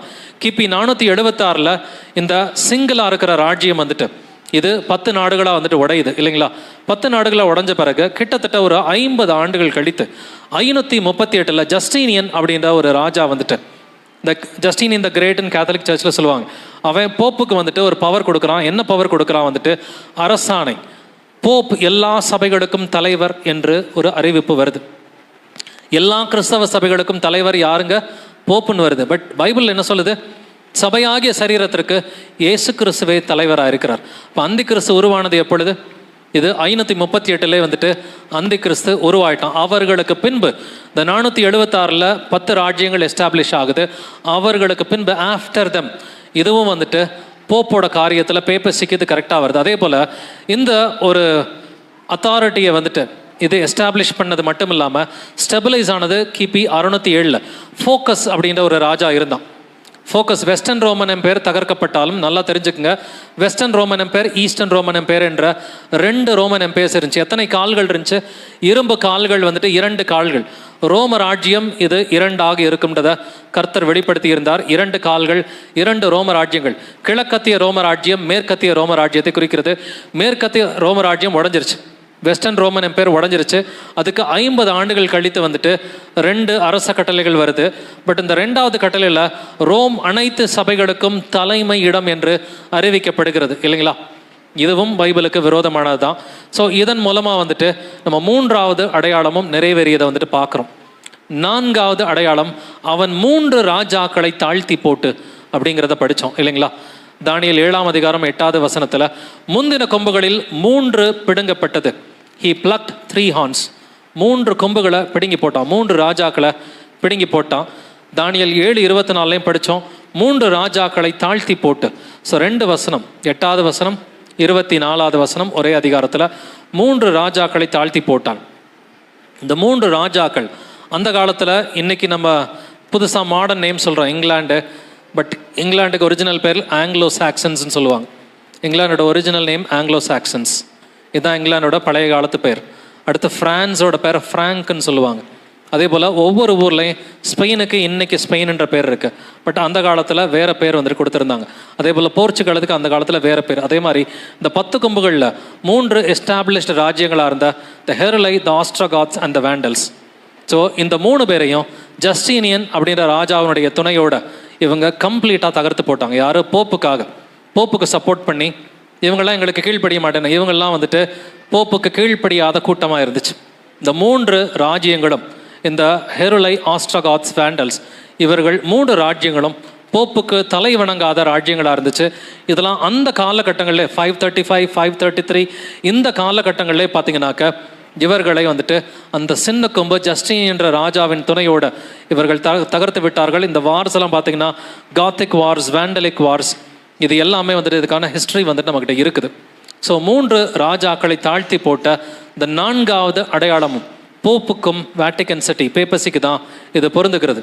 5வது அடையாளம், அவன் முந்தினவர்களை பார்க்கிலும் வேறாயிருப்பான், வேறுபட்டவனாக இருப்பான். Hill be different from others என்று எழுதியிருந்ததையும் வாசித்தோம். தானியேல் 7:24 அவன் முந்தினவர்களை பார்க்கிலும் வேறாயிருந்து அப்படின்றத படித்தோம். அவன் ரொம்ப டிஃப்ரெண்ட்டாக இருப்பான். எப்படி இருப்பான்றதை நம்ம ஒரு 2 வசனத்தோட நம்ம தெரிஞ்சுக்கலாம். வாசிக்கலாம். தானியேல் 11ஆம் அதிகாரம் 37 முதல் 38 வசனங்கள். அவன் தன் பிதாக்களின் தேவர்களை மதியாமலும் ஸ்திரீகளின் சிநேகத்தையும் எந்த தேவனையும் மதியாமலும் எல்லாவற்றிற்கும் தன்னை பெரியவனாக்கி அரண்களின் தேவனை தன் ஸ்தானத்திலே கனம் பண்ணி தன் பிதாக்கள் அறியாத ஒரு தேவனை பொன்னினாலும் வெள்ளியினாலும் ரத்தினங்களினாலும் உச்சிதமான வஸ்துக்களினாலும் கனம் பண்ணுவான். இந்த தானியேல் 11ஆம் அதிகாரம் இருக்கு இல்லைங்களா, வீட்டில் போய் வாசித்து பார்த்துக்குங்க. ரொம்ப முக்கியமான அதிகாரம், ஆனால் நார்மலாக புரியாது தான். இதில் 2500 ஆண்டுகளுக்கான தீர்க்க தரிசனம் இருக்குது. அதனால தான் இன்றைக்கி அதை பேசுகிறதுக்கு பெருசாக வாய்ப்பு கிடைக்கல. இந்த ஒரே ஒரு அதிகாரத்தில் மட்டும், தானியேல் 11ஆம் அதிகாரத்தில் இதுக்கு மட்டுமே ஒரு தனி நாள் தேவைப்படும். தானியேல் 11ஆம் அதிகாரத்துக்கு மட்டுமே ஒரு 8 மணி நேரம் நமக்கு இதை விளக்குவதற்கு தேவைப்படும். பட் இதில் குறிப்பாக ஒரு சில வசனங்கள் பார்த்தீங்கன்னா 37, 38வது வசனத்தில் அந்தி கிறிஸ்து போப்பு எப்படி இருப்பான்னு சொல்லி கர்த்தர் எழுதியிருக்கிறார். அவன் தன் பிதாக்களின் தேவர்களை மதியாமலும் ஸ்திரீகளின் சிநேகத்தையும் எந்த தேவனையும் மதியாமலும். ஸ்திரீகளின் சிநேகத்தை மதிக்காதவங்க யாருங்க? ஒரே ஒரு கூட்டம் தான், ரோமன் கேத்தலிக் ப்ரீஸ்ட் இல்லைங்களா? ரோமன் கத்தோலிக்க பாதிரியார்கள் மட்டும்தான் எங்களுக்கு ஸ்திரீகள் வேண்டாம், நாங்களாம் திருமணம் பண்ண மாட்டோம், ஏன்னா திருமணம் பண்ணால் அது ஒரு தீட்டு, அது பாவம் அப்படின்னு நினச்சிக்கிட்டு அவங்க வந்துட்டு லைட்டி அப்படின்னு தனியாக பிரிச்சுருவாங்க இல்லைங்களா? லைட்டி தனியாக, கிளர்ஜி தனியான்னு பிரிச்சுருவாங்க. ஸோ திருமணம் ஆகாத பாதிரியார்கள் இவங்க தனி, திருமணமானவங்களாம் ஏதோ தீண்டத்தகாதவர்கள் மாதிரி தனியாக பிரித்து வச்சுருப்பாங்க. ஸோ அவன் ஸ்திரீகளின் சிநேகத்தையும் எந்த தேவனையும் மதியாமலும் எல்லாவற்றிற்கும் தன்னை பெரியவனாக்கி, 2 தெசலோனிக்கர் 2ஆம் அதிகாரம் மாதிரியே இருக்கும். அவன் எல்லாவற்றுக்கும் மேலாக தன்னை உயர்த்தி தேவனுடைய ஆலயத்திலே தன்னை தேவன் போல் காண்பிப்பான் என்று 2 தெசலோனிக்கர் 2ஆம் அதிகாரத்தில் எழுதியிருக்குது. அரண்களின் தேவனை தன் ஸ்தானத்திலே கனம் பண்ணி, த காட் ஆஃப் ஃபோர்ட்ரஸஸ், அரண்களின் தேவன், த கார்டியன் ஏஞ்சல்ஸ், தேவ தூதர்களை வந்துட்டு புனிதர்களையும் தேவ தூதர்களையும் ஆராதனை செய்கிறது. இதுதான் கத்தோலிக்க சபை. கத்தோலிக்க சபை பற்றி கர்த்தர் தானியேலுக்கு வெளிப்படுத்தி இருக்கிறார். அரண்களின் தேவனை, செத்து போனவங்களெல்லாம் கடவுள்னு சொல்லி அவங்க சொல்லுவாங்க. ரோமன் கத்தோலிக்க சபையில் செத்து போனவங்களெல்லாம் கடவுள் ஸ்தானத்துக்கு உயர்த்திடுவாங்க.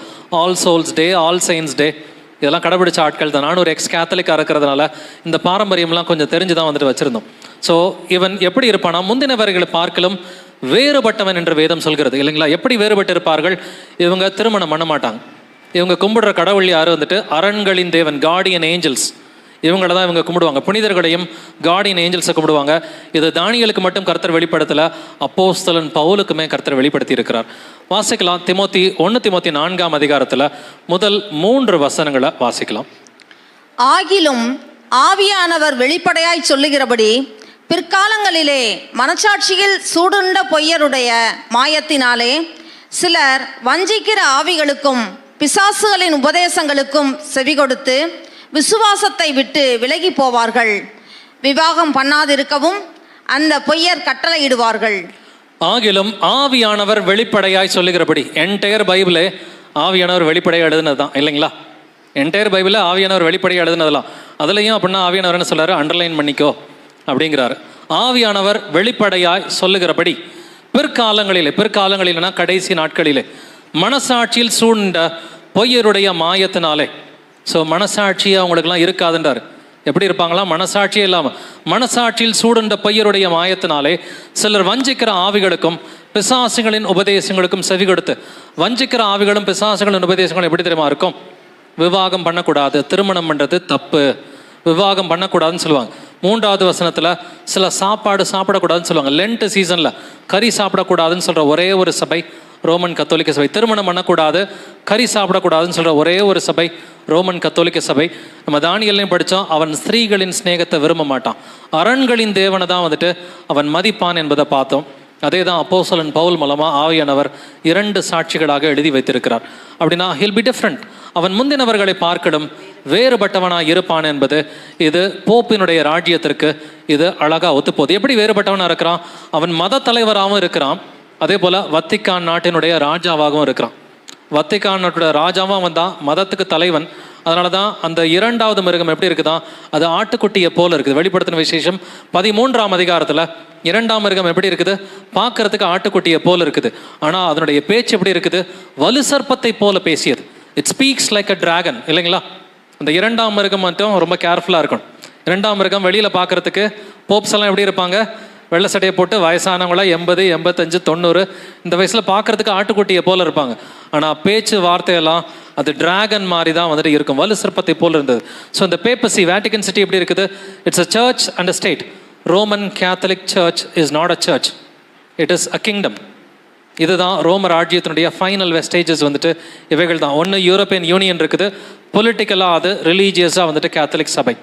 ஸோ 2 வெரைட்டி இருக்கும், 2 கொம்புகள் இருக்கிறதுனால 2 வெரைட்டி இருக்கும். ஒன்று வந்துட்டு ராஜாக்களாக வந்துட்டு தனியாக தலைவர்கள் இருக்கிறாங்க யூரோப்பியன் யூனியனில். அடுத்து இன்னொரு கொம்பு எதை குறிக்கிறதுன்னு சொன்னாக்க, இது இந்த ரிலீஜியஸ் என்டிட்டியை குறிக்கிறது. இது சபையாகவும் இருக்கும், இது ஒரு நாடாகவும் இருக்கும், இது மத அரசியல் அமைப்பு. It's a religious political system. இங்கே 2மே இருக்கும்னு சொல்லி கர்த்தர் சொல்லியிருக்கிறாரு. இதுவும் ஒத்து போகிறது அந்த சின்ன கொம்புக்கான அடையாளம் ரோமன் கத்தோலிக்க சபைக்கும், அதே போல் குறிப்பாக வேட்டிகன் சிட்டி போப்புக்கு தான் இது ஒத்து போகிறது. பட் மனுஷ கண்களுக்கு ஒப்பான கண்கள் இருந்தது அப்படின்றதையும் வாசித்தோம், இல்லைங்களா? தானியேல் 7:8 இதோ அந்த கொம்பிலே மனுஷ கண்களுக்கு ஒப்பான கண்களும் இருந்தது அப்படின்றத பார்க்குறோம். மனுஷ கண்கள் அப்படின்னா ஒரு மனுஷன் தலைவனாக இருப்பான்னு சொல்லி கர்த்தர் சொல்கிறார். போப்புக்கு ஒரு சில பெயர்களை தெரிஞ்சுக்குங்க கொஞ்சம். ஓவர்சியர் ஆஃப் ஓவர்சியர்ஸ், கண்காணிகளுக்கு கண்காணி என்கிற ஒரு பெயர் இருக்குது. பைபிளில் வந்துட்டு கண்காணி மட்டும்தான் எழுதியிருக்கு. கண்காணிகளுக்கு கண்காணி யாருங்க? ஏசு கிறிஸ்து தான், இல்லைங்களா? ஏசு கிறிஸ்து ஒருவர் தான் கண்காணிகளுக்கு கண்காணி. சபையை யாருங்க வழிநடத்தணும்? மூப்பர்கள் அல்லது கண்காணிகள். அவங்களுக்கு மூப்பர்கள்னு பேர், இல்லைன்னா கண்காணிகள்னு பேர். சபையை வழிநடத்துகிறவர்கள் இவர்கள் தான். சீஃப் பாஸ்டர்லாம் கிடையாது. புதிய ஏற்பாட்டில் எங்கேயுமே சீஃப் பாஸ்டர்லாம் கிடையாது. மூப்பர்கள், கண்காணிகள். கண்காணிகள் எல்லாருக்கும் கண்காணி யாருங்க? ஏசு கிறிஸ்து ஒருவர் தான்.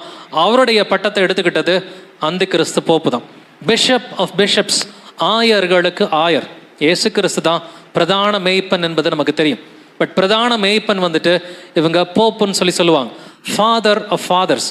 ஸோ இங்கே ப்ரீஸ்ட் எல்லாம் எப்படி கூப்பிடணும்? ஃபாதர்னு கூப்பிடணும். ஏசு கிறிஸ்து என்ன சொல்றாரு? பூமியிலே ஒருவனையும் பிதா என்று அழைக்காதிருங்கள்னு சொல்லியிருக்கிறார். போப்பை எப்படி கூப்பிடுறாங்க வந்துட்டு? போப் ஆண்டவர். போப் ஆண்டவரா? ஏசு கிறிஸ்து தான் ஆண்டவர், இல்லைங்களா? அவன் ஆண்டவர் கிடையாது, இல்லைங்களா? அவன் ஒரு சாதாரண மனிதன். பிதாக்களுக்கு பிதா என்று அவங்க வந்துட்டு கூப்பிடுறாங்க. The overseer of overseers, bishop of bishops, father of fathers. நமக்கு இந்த எல்லா டைட்டிலுக்கு ஒத்து போகிற ஒருத்தர் யார்? ஏசு கிறிஸ்து ஒருவர் தான், இல்லைங்களா? ஏசு கிறிஸ்துவின் பட்டங்களை அந்தி கிறிஸ்து வழக்கமாகவே எடுத்துக்குவான்.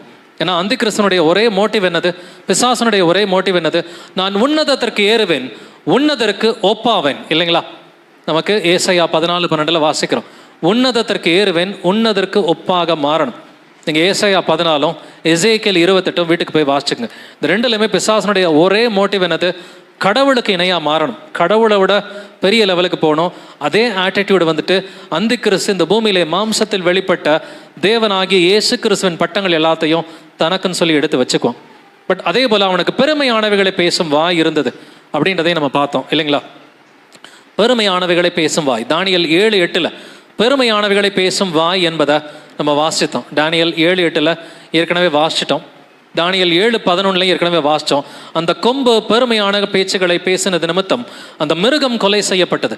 கொலை செய்யப்படுறது யாரு? மிருகம். பேசுறது யாரு? அந்த கொம்பு. அந்த கொம்பு சின்னோண்டு ஆள் தான். யூரோப்பில் இருக்கிற சின்னோண்டு பவர் தான் வேட்டிகன் சிட்டி. அந்த சின்னோண்டு பவர் மூலமாக அழிய போகிறது யாரு? யூரோப் அழிய போகுது. 1ஆம் உலகப் போரில் ஐரோப்பா தான் அழிஞ்சுது. 2ஆம் உலகப் போரில் ஐரோப்பா தான் அழிஞ்சுது. 3ஆம் உலகப் போர் ஆல்ரெடி ஸ்டார்ட் ஆகிடுச்சு. உக்ரைன் வார் மூலமாக ஆல்ரெடி 3ஆம் உலகப் போர் ஸ்லோவாக ஸ்டார்ட் ஆகிடுச்சு. இதுலேயுமே அழிவு எங்கே? யூரோப்பில் தான். இது பெருசாக வெடிக்கும் பொழுது இது பின்னாடி கட்டி எழுப்பவே முடியாது. கட்டி எழுப்ப முடியாத அளவுக்கு பெரிய அழிவு ஐரோப்பாவுக்கு இருக்குன்னு சொல்லி, ஏன்னா அந்த கொம்பு பேசுது அழிய போகிறது அந்த மிருகம் என்று கர்த்தர் பேசியிருக்கிறார். அதன் அழிவு இது நெருப்பு நாள் இருக்கும் என்று கர்த்தர் எழுதி வைத்திருக்கிறார். பட் அந்த பேச்சு எப்படி இருக்குமா வந்துட்டு? தானியேல் 7:25 வாசிக்கிறோம், உன்னதமானவருக்கு விரோதமாக வார்த்தைகளை பேசி. அந்த பெருமையான வார்த்தை யாருக்கு விரோதமா? கர்த்தராகிய இயேசு கிறிஸ்துவுக்கு விரோதமான வார்த்தைகள். இயேசு கிறிஸ்துவுக்கு விரோதமான வார்த்தைகளை பேசுவான். ஒரு வசனம் வாசிக்கலாம், வெளிப்படுத்தின விசேஷம் 13:5. பெருமையானவைகளையும் தூஷணங்களையும் பேசும் வாய் அதற்கு கொடுக்கப்பட்டது. பெருமையானவைகளை மட்டும் இல்லைங்க, தூஷணங்கள், blasphemies. He'll speak blasphemies against Lord Jesus Christ. பெருமையானவைகளையும் தூஷணங்களையும் பேசுகிற வாய் அந்தி கிறிஸ்து போப்புக்கு இருக்கும். ஒரு ரெண்டு எக்ஸாம்பிள் மட்டும் நம்ம பார்க்கலாம். ஒன்று வந்துட்டு, எல்லாருடைய பாவங்களையும் மன்னிக்கிறதுக்கு எங்களுக்கு தான் அதிகாரம் இருக்குன்னு சொல்லி போப் சொல்லிட்டு இருக்கிறோம் இல்லைங்களா? எல்லாருடைய பாவங்களை நாங்கள் தான் மன்னிப்போம். கன்ஃபெஷன். ரோமன் கத்தோலிக்க சபையில் பாவங்களை யார்கிட்ட அறிக்கையிடணும்? கர்த்தராகிய இயேசு கிறிஸ்து ஒருவரிடம் மாத்திரமே நாம் பாவங்களை அறிக்கையிட வேண்டும். பட் எங்ககிட்ட தான் நீங்கள் அறிக்கையிடணும். ஏன்னா நாங்கள் ஈகோட்டே அப்சால்வோ அப்படின்ற ஒரு லாட்டின் டேர்ம் சொல்லுவோம். இந்த லாட்டின் ஃப்ரேஸ் நாங்கள் சொல்லும் பொழுது உங்களுடைய பாவங்கள் கரைக்கப்படும், மன்னிக்கப்படும். பட் நமக்கு 1 யோவான் 1:9 தெரியும். நம்முடைய பாவங்களை நாம் அறிக்கையிட்டால் நம்முடைய பாவங்களை மன்னிப்பதற்கு இயேசு கிறிஸ்து உண்மையும் நீதியும் உள்ளவராய் இருக்கிறார் இல்லைங்களா? நம்முடைய பாவங்களை மன்னிப்பதற்கு இயேசு கிறிஸ்து ஒருவருக்கு மாத்திரமே அதிகாரம் இருக்குது. அந்த அதிகாரத்தையும் நாங்கள் தான் எடுத்துக்கோம்னு சொல்லி இந்த பெருமைகளை பேசும் வாய், தூஷணங்களை பேசும் வாய் என்பது எந்த ஒரு அடையாளமோ ஆன்டி கிரைஸ்ட் போப்புக்கு தான் வந்துட்டு அழகாக வந்துட்டு ஒத்து போகுது. அப்போ அது மட்டும் இல்லாமல் பரிசுத்தவான்களோட இவன் யுத்தம் பண்ணுவான் என்றும் வேதம் சொல்கிறது. நம்ம ஏற்கனவே வாசித்தோம், தானியேல் 7:22 இந்த கொம்பு பரிசுத்தவான்களோட யுத்தம் பண்ணி அவர்களை மேற்கொண்டது. யுத்தம் பண்ணுறது மட்டும் இல்லைங்க, பரிசுத்தவான்களை மேற்கொண்டதுன்னா என்ன அர்த்தம்? அவர்களை கொலை செய்வாங்க. நாங்கள்லாம் ரகசிய வருகையில் மேலே போயிடுவோம், எங்களுக்கெல்லாம் உபத்திரவமே இல்லை இப்படின்னு தப்பாக நிறைய பேர் போதிக்கிறாங்க. அவங்களுக்கெல்லாம் இந்த வசனமே தெரியல. அந்த கொம்பு பரிசுத்தவான்களோட யுத்தம் பண்ணி அவர்களை மேற்கொண்டது என்பதை பார்க்கிறோம். அதே போல் தானியேல் 7:25 உன்னதமானவருக்கு விரோதமாக வார்த்தைகளை பேசி உன்னதமானவருடைய பரிசுத்தவான்களை ஒடுக்கி காலங்களையும் பிரமாணங்களையும் மாற்ற நினைப்பான். ஸோ பரிசுத்தவான்களை அவன் ஒடுக்குவான் என்பதையும் நம்ம வாசிக்கிறோம். வெளிப்படுத்தின விசேஷமும் இதை கன்ஃபார்ம் பண்ணது. வாசிக்கலாம், வெளிப்படுத்தின விசேஷம் 13:7. மேலும் பரிசுத்தவான்களோடே யுத்தம் பண்ணி அவர்களை ஜெயிக்கும்படிக்கு அதற்கு அதிகாரம் கொடுக்கப்பட்டது. பரிசுத்தவான்களோட யுத்தம் பண்ணி அவர்களை ஜெயிக்கும்படிக்கு, பரிசுத்தவான்களை மேற்கொள்வான், பரிசுத்தவான்களை ஜெயிப்பான் என்று வேதம் சொல்கிறது. அப்புறம் எங்கிருந்து ரகசிய வருகை இருக்குது? ரகசிய வருகைக்கு இந்த வசனங்களில் வந்துட்டு இடமே கிடையாது இல்லைங்களா? பரிசுத்தவான்களை அவன் ஒடுக்குவான், அவன் மேற்கொள்வான், அவன் ஜெயிப்பான் என்று எழுதியிருக்கிறது. பட் எவ்வளவு காலம் இதெல்லாம் நடந்துச்சுன்றத கொஞ்சம் கிறிஸ்தவ சரித்திரத்தை நம்ம எடுத்து படித்து பார்த்தோம்னு சொன்னாக்க கிட்டத்தட்ட 1260 ஆண்டுகள் பரிசுத்தவான்களோட யுத்தம் பண்ணி பரிசுத்தவான்களை அவன் மேற்கொண்டு கொலை செய்து ஜெயித்திருக்கிறான். ஒரு புஸ்தகம் இருக்குது, உங்களுக்கு ஆன்லைனில் கிடைச்சா PDF மட்டும் கொஞ்சம் லைட்டாக மேலாப்பில் வாசிச்சு பாருங்கள். நான் முழுமையாக வாசிக்கிறது ரொம்ப கஷ்டமான காரியம், ஜீரணிக்கிறதுக்கு ரொம்ப கஷ்டமான காரியம். த ஃபாக்ஸஸ் புக் ஆஃப் மார்டைர்ஸ்ன்னு இருக்கும். அந்த புஸ்தகத்தினுடைய பேர் வந்துட்டு புக் ஆஃப் மார்டைர்ஸ். எழுதின ஒரு பேர் ஃபாக்ஸ், FOXE. இது இன்னைக்கு நேற்று எழுதுனது இல்லைங்க, 400 ஆண்டுகளுக்கு முன்னாடி எழுதப்பட்டது. 450 ஆண்டுகளுக்கு முன்னாடி எழுதப்பட்ட புஸ்தகம். 450 ஆண்டுகளுக்கு முன்னாடி கொடூரமாக எந்த அளவுக்கு வந்துட்டு ரோமன் கத்தோலிக்க சபை உண்மை கிறிஸ்தவர்களை கொலை செய்தது, உண்மை கிறிஸ்தவர்களை எந்த அளவுக்கு கொடூரமாக அவர்கள் கொலை செய்து மேற்கொண்டார்கள். அந்த புஸ்தகத்தின் பெயர் த புக் ஆஃப் மார்டைர்ஸ்.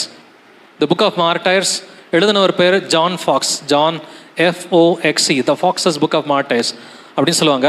ஸோ போப்புக்கு அதிகாரம் கிடைத்தது கிபி 538, 538 AD.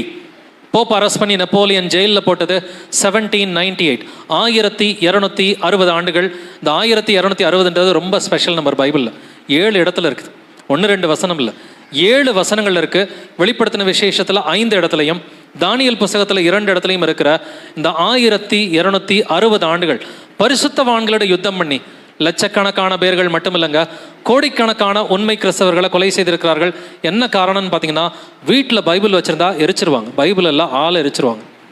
வீட்டில் இங்கிலீஷ் பைபிள் அந்த காலத்தில் வச்சுருந்தாக்க ஆளையே எரிச்சிருவாங்க. ஐரோப்பாவில் இதுதான் நடந்துச்சு. நீங்கள் கொஞ்சம் முன்னாடி யோசிச்சு பாருங்கள், அமெரிக்காலாம் வந்துட்டு 1492 தான் கண்டுபிடிச்சாங்க இல்லைங்களா? 1492 தான் வந்துட்டு அமெரிக்காவெல்லாம் கண்டுபிடிச்சாங்க. அதுக்கு முன்னாடி அமெரிக்கா இருக்கிறது வெறும் 500 வருஷமாக தான். 500 வருஷத்துக்கு முன்னாடி மக்கள் எங்கெங்கெல்லாம் வாழ்ந்தாங்க? அவங்க ஆசியாவில், ஆப்பிரிக்காவில், ஐரோப்பா, அந்த 3 கண்டம் தான். ஆப்பிரிக்கா வந்துட்டு இன்னைக்கு வரைக்கும் செகண்ட் கிரேட் ட்ரீட்மெண்ட் தான் எல்லாருமே கொடுக்குறாங்க. அதிகமாக வந்துட்டு வாணிபம் இருந்தது ஐரோப்பாவுக்கும் ஆசியாவுக்கும் மட்டும்தான். அந்த ஐரோப்பாவிலையும் ஆசியாவிலையும் இருந்தவர்களை இந்த ராஜாக்களுக்கு மேலே ஆட்சி செஞ்சது யாருன்னு பார்த்தீங்கன்னா அந்தி கிறிஸ்து போப்பு தான். அவனை எதிர்த்தா ஒரு கிராமத்தையே கொலை பண்ணிடுவான், ஒரு நாட்டையே கொலை பண்ணுறதுக்கும் போப்பு தயங்க மாட்டான். இந்த கண்ணீர் கதைகள்லாம் வாசித்து பார்த்தீங்கன்னா கொஞ்சம் ஜீரணிக்கிறது ரொம்ப ரொம்ப சிரமமான ஒரு விஷயந்தான். ஸோ அவ்வளோ பேரை வந்துட்டு கொலை பண்ணியிருக்கிறான். இதுக்கு அடையாளமாக டார்ச்சர் மியூசியம்னு இன்றைக்கும் ஐரோப்பாவில் இருக்குது. மியூசியம் யாராவது ஐரோப்பா போனீங்கன்னா பார்த்துட்டு வாங்க. அதுக்கு பேர் டார்ச்சர் மியூசியம்னு சொல்லி ஆம்ஸ்டர்டாமில் இருக்குது, கார்கசோனில் இருக்குது, இன்னும் ஐரோப்பாவில் பல இடங்களில் அந்த டார்ச்சர் மியூசியம் இருக்குது. வேணால் ஆன்லைனில் செக் பண்ணி பாருங்கள். த ரோமன் கேத்தலிக் இன்குவிசிஷன், அந்த சித்திரவதை படுகொலைகள், தமிழில் வந்துட்டு அந்த ரோமன் கத்தோலிக்க சித்திரவதை படுகொலைகள் அப்படின்னு சொல்லுவாங்க. The Roman Catholic inquisition. இது ஸ்பெயினில் நடந்ததுக்கு பேர் ஸ்பானிஷ் இன்குவிசிஷன், போர்ச்சுகலில் நடந்ததுக்கு பேர் போர்ச்சுகீஸ் இன்குவிசிஷன். இன்ஃபேக்ட் இந்தியாவில் கோவா இருக்கு இல்லைங்களா, கோவாவை யார் பிடிச்சி வச்சுருந்தா? போர்ச்சுகீஸ் தான் பிடிச்சி வச்சுருந்தாங்க இல்லைங்களா. இந்தியாவில் கோவாவில் கூட இன்குவிசிஷன், சித்திரவதை படுகொலைகள் இந்தியா வரைக்கும் நடந்திருக்குது வந்துட்டு. ஸோ செயின்ட் பார்த்தலோமியூஸ் டே மேசக்கர்னு சொல்லுவாங்க. 1572 உங்களுக்கு ஃப்ரான்ஸில் பாரிஸ் தெரியும்னு நினைக்கிறேன். ஃப்ரான்ஸில் பாரிஸில் அப்போ உண்மை கிறிஸ்தவர்களை ஓட ஓட விரட்டி கொலை செய்த அந்த சரித்திரங்கள் எல்லாமே இருக்குது. ஸோ செக் பண்ணி பார்த்தீங்கன்னா நிறைய சரித்திரத்தில் வந்துட்டு கண்டுபிடிக்க முடியும். ஸோ இந்த சேருக்கு பேர் பார்த்தீங்கன்னா டார்ச்சர் சேர். ஸோ இதெல்லாம் வந்துட்டு பரிசுத்தவான்கள் எப்படியெல்லாம் கொலை செய்யப்பட்டார்கள். இன்ஃபேக்ட் நான் நிறைய எடுக்கிறதுக்கும் ரொம்ப கஷ்டமாக தான் இருந்துச்சு. ஏன்னா அந்த கத்தி, அந்த இன்ஸ்ட்ருமெண்ட்ஸ்லாம் பார்த்தீங்கன்னாக்க ரொம்பவுமே ஜீரணிக்கிறதுக்கு கஷ்டமான ஒரு காரியமாக தான் இருக்கும். உண்மை கிறிஸ்தவர்கள் கொலை செய்யப்பட்டது இப்படி தான். கொலை செய்தது யாருன்னு நினைக்கிறீங்க? புறஜாதி அல்ல. கொலை செய்தவர்கள் புறஜாதிகள் அல்ல. கொலை செய்தவர்கள் போப்பும் அவனுடைய ஆளுகையின் கீழே இருந்த அந்த போப்பினுடைய ராஜ்யம் தான். ஸோ உங்களை கொலை செய்கிறவன் தேவனுக்கு தொண்டு செய்யும் காலம் வரும். இயேசு சொன்னார் இல்லைங்களா, உங்களை கொலை செய்கிறவன் தேவனுக்கு தொண்டு செய்கிறேன் என்று சொல்லும் காலம் வரும். யோவான் 16ஆம் அதிகாரத்தில் எழுதியிருக்குது. ஸோ முடிஞ்சா இந்த புஸ்தகத்தில் கொஞ்சம் ஸ்னிப்பட்ஸ் மட்டும் வாசிங்க. ரொம்ப அதிகமாக கர்த்தர் தைரியத்தை கொடுத்தாருன்னா முழுவதும் வாசிச்சு பாருங்க. தி ஃபாக்ஸஸ் புக் ஆஃப் மார்டைர்ஸ். இது 450 ஆண்டுகளுக்கு முன்னாடி எழுதப்பட்ட ஒரு புஸ்தகம். இன்றைக்கி கூட ரீப்ரிண்ட் எல்லாமே இருக்குது. ஸோ ஆன்லைனில் வந்துட்டு நிறையா காப்பீஸ், அந்த ஆர்கைவ் வெப்சைட்ஸுக்கு போனோம்னா நிறையா காப்பீஸ்லாம் வந்துட்டு எடுக்க முடியும். ஸோ இப்படி பரிசுத்தவான்களை கொலை செய்தது மட்டுமல்லாமல் அவன் காலங்களையும் பிரமாணங்களையும் மாற்றுவான் அப்படிங்கிறதையும் நம்ம வாசித்தோம் இல்லைங்களா. தானியேல் 7ஆம் அதிகாரம் 25வது வசனத்தில் அவன் காலங்களையும் பிரமாணங்களையும் மாற்ற நினைப்பான். காலங்கள்னா என்னதுங்க? கேலண்டர் இல்லைங்களா. பிரமாணங்கள் என்பது கர்த்தருடைய கற்பனைகள் வந்துட்டு பிரமாணங்களாக இருக்கிறது. ஸோ எப்படி காலங்களையும் பிரமாணங்களையும் இவன் மாற்றி இருக்கிறான்? தானியேல் 2:21 தானியேல் சொல்கிறான், அவர் காலங்களையும் சமயங்களையும் மாற்றுகிறவர் யாருங்க? கர்த்தராகி இயேசு கிறிஸ்து ஒருவரே காலங்களையும் சமயங்களையும் மாற்றுகிறவராய் இருக்கிறார் இல்லைங்களா. அப்படின்னா எப்படி அந்தி கிறிஸ்து காலங்களையும் பிரமாணங்களையும் மாற்றி இருக்கிறான்? 10 கட்டளைகள் நமக்கு தெரியும். பட் கரெக்ட் ஆர்டரில் இருக்குதான்னு செக் பண்ணுங்க. 1, 2, 3 இதை மட்டும் படித்து பாருங்க. முதலாவது கற்பனை என்னது? உன் தேவனாகிய கர்த்தர் நான் ஒருவரே கர்த்தர்னு சொன்னார், அது கரெக்டாக இருக்குது. 2வது கற்பனை என்னது? தேவனுடைய நாமத்தை வீணிலே விளங்காதிருப்பாயாக. இது 2வது கற்பனையா 3வது கற்பனையா? இது பைபிளில் 3வது கற்பனை. வேணும்னா செக் பண்ணுறதுனா யாத்திராகமம் 20வது அதிகாரத்தை படிச்சுக்கங்க. யாத்திராகமம் 20வது அதிகாரத்தில் 2வது கற்பனை 4வது 5வது வசனத்தில் இருக்குது. மேலே வானத்திலும் கீழே பூமியிலும் பூமியின் கீழ் தண்ணீரிலும் இருக்கிற யாதொரு உருவத்தையும் சிலையும் நீ செய்யக்கூடாது.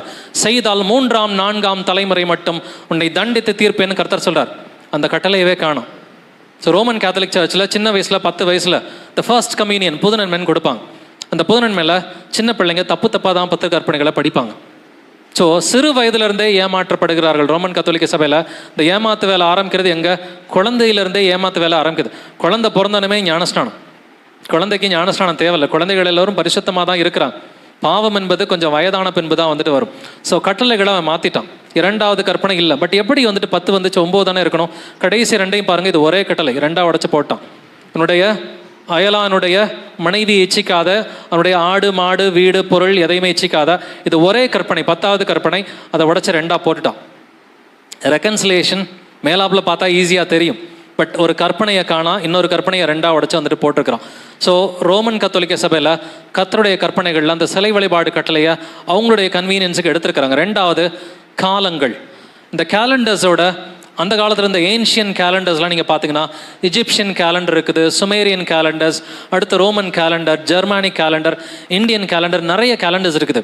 பட் கடைசியாக எங்கே வந்து நிற்குதுன்னு பார்த்தீங்கன்னாக்க அது கிரகோரியன் கேலண்டரில் தான் வந்து நிற்குது. ஸோ கிரெகோரியன் கேலண்டர் இது 1582 மாற்றப்பட்டது. 1582 அக்டோபர் 4ஆம் தேதிக்கு அப்புறம் என்னங்க வரணும்? அக்டோபர் 5ஆம் தேதி வரணும் இல்லையா? நான் விளையாட்டுக்கெல்லாம் கேட்கல. அக்டோபர் 4ஆம் தேதிக்கு அப்புறம் என்ன வரணும்? அக்டோபர் 5ஆம் தேதி வரணும். பட் 1582 அக்டோபர் 4ஆம் தேதிக்கு அப்புறம் அக்டோபர் 15ஆம் தேதி வந்துச்சு. மீண்டும் சொல்கிறேன், 1582 வேணா இங்கே இருக்குது அந்த வருஷம். 1582 அக்டோபர் 4ஆம் தேதிக்கு அப்புறம் அக்டோபர் 15ஆம் தேதி வந்துச்சு. நீங்கள் செக் பண்ணி பாருங்கள்.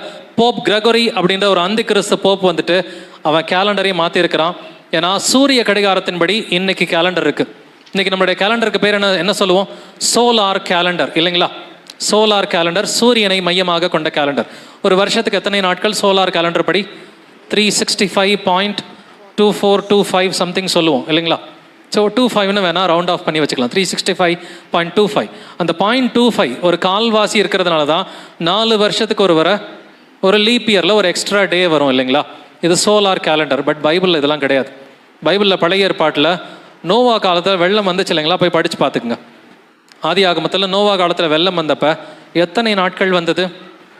150 நாட்கள், 5 மாதங்கள். 150 நாட்கள், 5 மாதங்கள். ஒரு மாதத்திற்கு 30 நாட்கள் மாத்திரமே. பைபிளில் வந்துட்டு 12 × 30 360.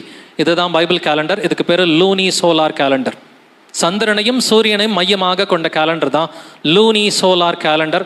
சந்திரனும் சூரியனும் பார்த்தீங்கன்னா அந்த கேலண்டர்ஸ் மர்ஜ் ஆகிறது every 19 years, every 76 years. So இது மேஜர் சைக்கிள்ஸ், மைனர் சைக்கிள்ஸ்ன்னு இருக்குது. சூரியனும் சந்திரனும் இதனுடைய 2 சைக்கிளுமே வந்துட்டு மர்ஜ் ஆகிறது ஒவ்வொரு 19 ஆண்டுகள், ஒவ்வொரு 76 ஆண்டுகள் இது மர்ஜ் ஆகும். பைபிளில் இருக்கிற கேலண்டருக்கு பேர் லூனி சோலார் கேலண்டர். பட் அந்தி கிறிஸ்து மாற்றின கேலண்டர் வந்துட்டு இது அந்தி கிறிஸ்து கேலண்டர்னு தான் சொல்லணும். ஜனவரி 1 டிசம்பர் 31 இது என்ன கேலண்டர்? Anti Christ calendar. இது கர்த்தருடைய கேலண்டர் கிடையாது. கர்த்தருடைய கேலண்டர் வந்துட்டு நீங்கள் பைபிளில் ஆராய்ச்சி பண்ணிங்கன்னா கண்டுபிடிக்கலாம். 1ஆம் மாதம் ஆபீப் மாதம் என்று எழுதியிருக்கும். ஒவ்வொரு மாதத்திற்கும் பெயர்கள் கொடுக்கப்பட்டிருக்கிறது. ஸோ இவனுடைய ஆட்சி 1260 ஆண்டுகள் இருக்கும் அப்படின்றத நம்ம பார்க்க போகிறோம். பட் காலங்களையும் பிரமாணங்களையும் யார் மாற்றியிருக்கிறா? அந்தி கிறிஸ்து போப்பு வந்துட்டு கேலண்டரையும் மாற்றிருக்கிறான், அதே போல் பிரமாணங்களையும் மாற்றியிருக்கிறான்றதை பார்க்குறோம். கடைசியாக ஒரு அடையாளத்தோடு நம்ம இதை முடிக்க போகிறோம். 1260 ஆண்டுகள், நாட்கள் கிடையாது. அநேக போதகர்கள் செய்கிற தவறு பார்த்தீங்கன்னா இது 3.5 வருஷம், இது ஒரு 7 வருஷம் உபத்திரவ காலம் இருக்கும், அதில் பாதி 3.5 வருஷம், அந்த உபத்திரவ காலம் மகா உபத்திரவ காலம் 3.5 வருஷமாக இருக்கும். 1260 நாட்கள்னு சொல்கிறாங்க. இது 1260 நாட்கள் கிடையாது, 1260 ஆண்டுகள் என்பதை நாம் உணர்ந்து கொள்ள வேண்டும். ஒரு வசனம் ஏற்கனவே வாசித்தோம். தானியேல் 7:25 அவர்கள் ஒரு காலமும், பரிசுத்தவான்களை கர்த்தர் எப்படி ஒப்புக் கொடுக்கிறாரு? அந்தி கிறிஸ்துவின் கையிலே ஒரு காலமும் காலங்களும் அரை காலமும் செல்லும் மட்டும் அவன் கையிலே ஒப்புக் கொடுக்கப்படுவார்கள். ஒரு காலம், காலம்னா என்னது? ஒரு வருடம் என்பது அர்த்தம். A time means 1 year. இது எங்கே எழுதியிருக்குது? தானியேல் புஸ்தகத்தில் எழுதியிருக்குது. தானியேலுக்கு நெபுகாத்நேச்சருக்கு இன்னொரு சொப்பனம் வரும் இல்லைங்களா? ஒரு பெரிய மரம் வளர்ந்தது, ஒரு பெரிய விருட்சம் இருந்தது. அந்த விருட்சத்தை வெட்டி போடு அப்படின்னு சொல்லும் பொழுது அந்த ஒரு சொப்பனத்துக்கும் தானியேல் விளக்கம் கொடுக்கிறார். கொடுக்கும் பொழுது பார்த்தீங்கன்னா 7 காலங்கள் அவன் மேல் கடந்து போகும். 7 வருஷம் நீ ராஜ்யத்தை ஒத்து கர்த்தர் நீ விரட்டிடுவார்ப்பா. நீ காட்டில் போய் நீ மிருகத்தை போல இருப்ப, நீ மழையிலும் பனியிலும் நனைந்து திரிவாய்னு சொல்லி இன்னொரு தீர்க்க தரிசனம் சொல்லப்படுகிறது. 7 காலங்கள் என்பது 7 வருஷங்களுக்காக சொல்லப்படுறது. இது இன்னொரு இடத்துலையும் தானியேல் பேசியிருக்கிறாரு. தானியேல் 4:32 7 காலங்கள் உன்மேல் கடந்து போகும். காலங்கள் என்பது வருடங்களை குறிக்கிறது. அப்போ ஒரு காலம் என்பது ஒரு வருடத்திற்கு சமானமாக இருக்கிறது. அப்படின்னா ஒரு காலமும் காலங்களும் அரை காலம். அ time, times and half a time. A time ஒரு காலம், டைம்ஸ் 2 காலங்கள், 2 வருஷம். ஒரு காலம் என்பது ஒரு வருடம். 2 காலம் என்பது அந்த காலங்கள் என்பது 2 வருடங்களை குறிப்பது. அரை காலம், அரை வருடம். ஸோ 360 + 720 + 180. 360 + ஸோ ஒரு காலம் என்பது ஒரு வருடம், 12 மாதம். ஸோ ஒரு மாதத்துக்கு 30 நாட்கள், 360 நாட்கள். அடுத்து காலங்கள் 2 வருடங்கள், 24 மாதங்கள், 720 நாட்கள். அரைக்காலம், அரை வருடம், 6 மாதம், 180 நாட்கள். கூட்டி பார்த்தீங்கன்னா 1260 தீர்க்க தரிசன நாட்கள். சாதாரண நாட்கள் கிடையாதுங்க. These are prophetic days. These are prophetic days.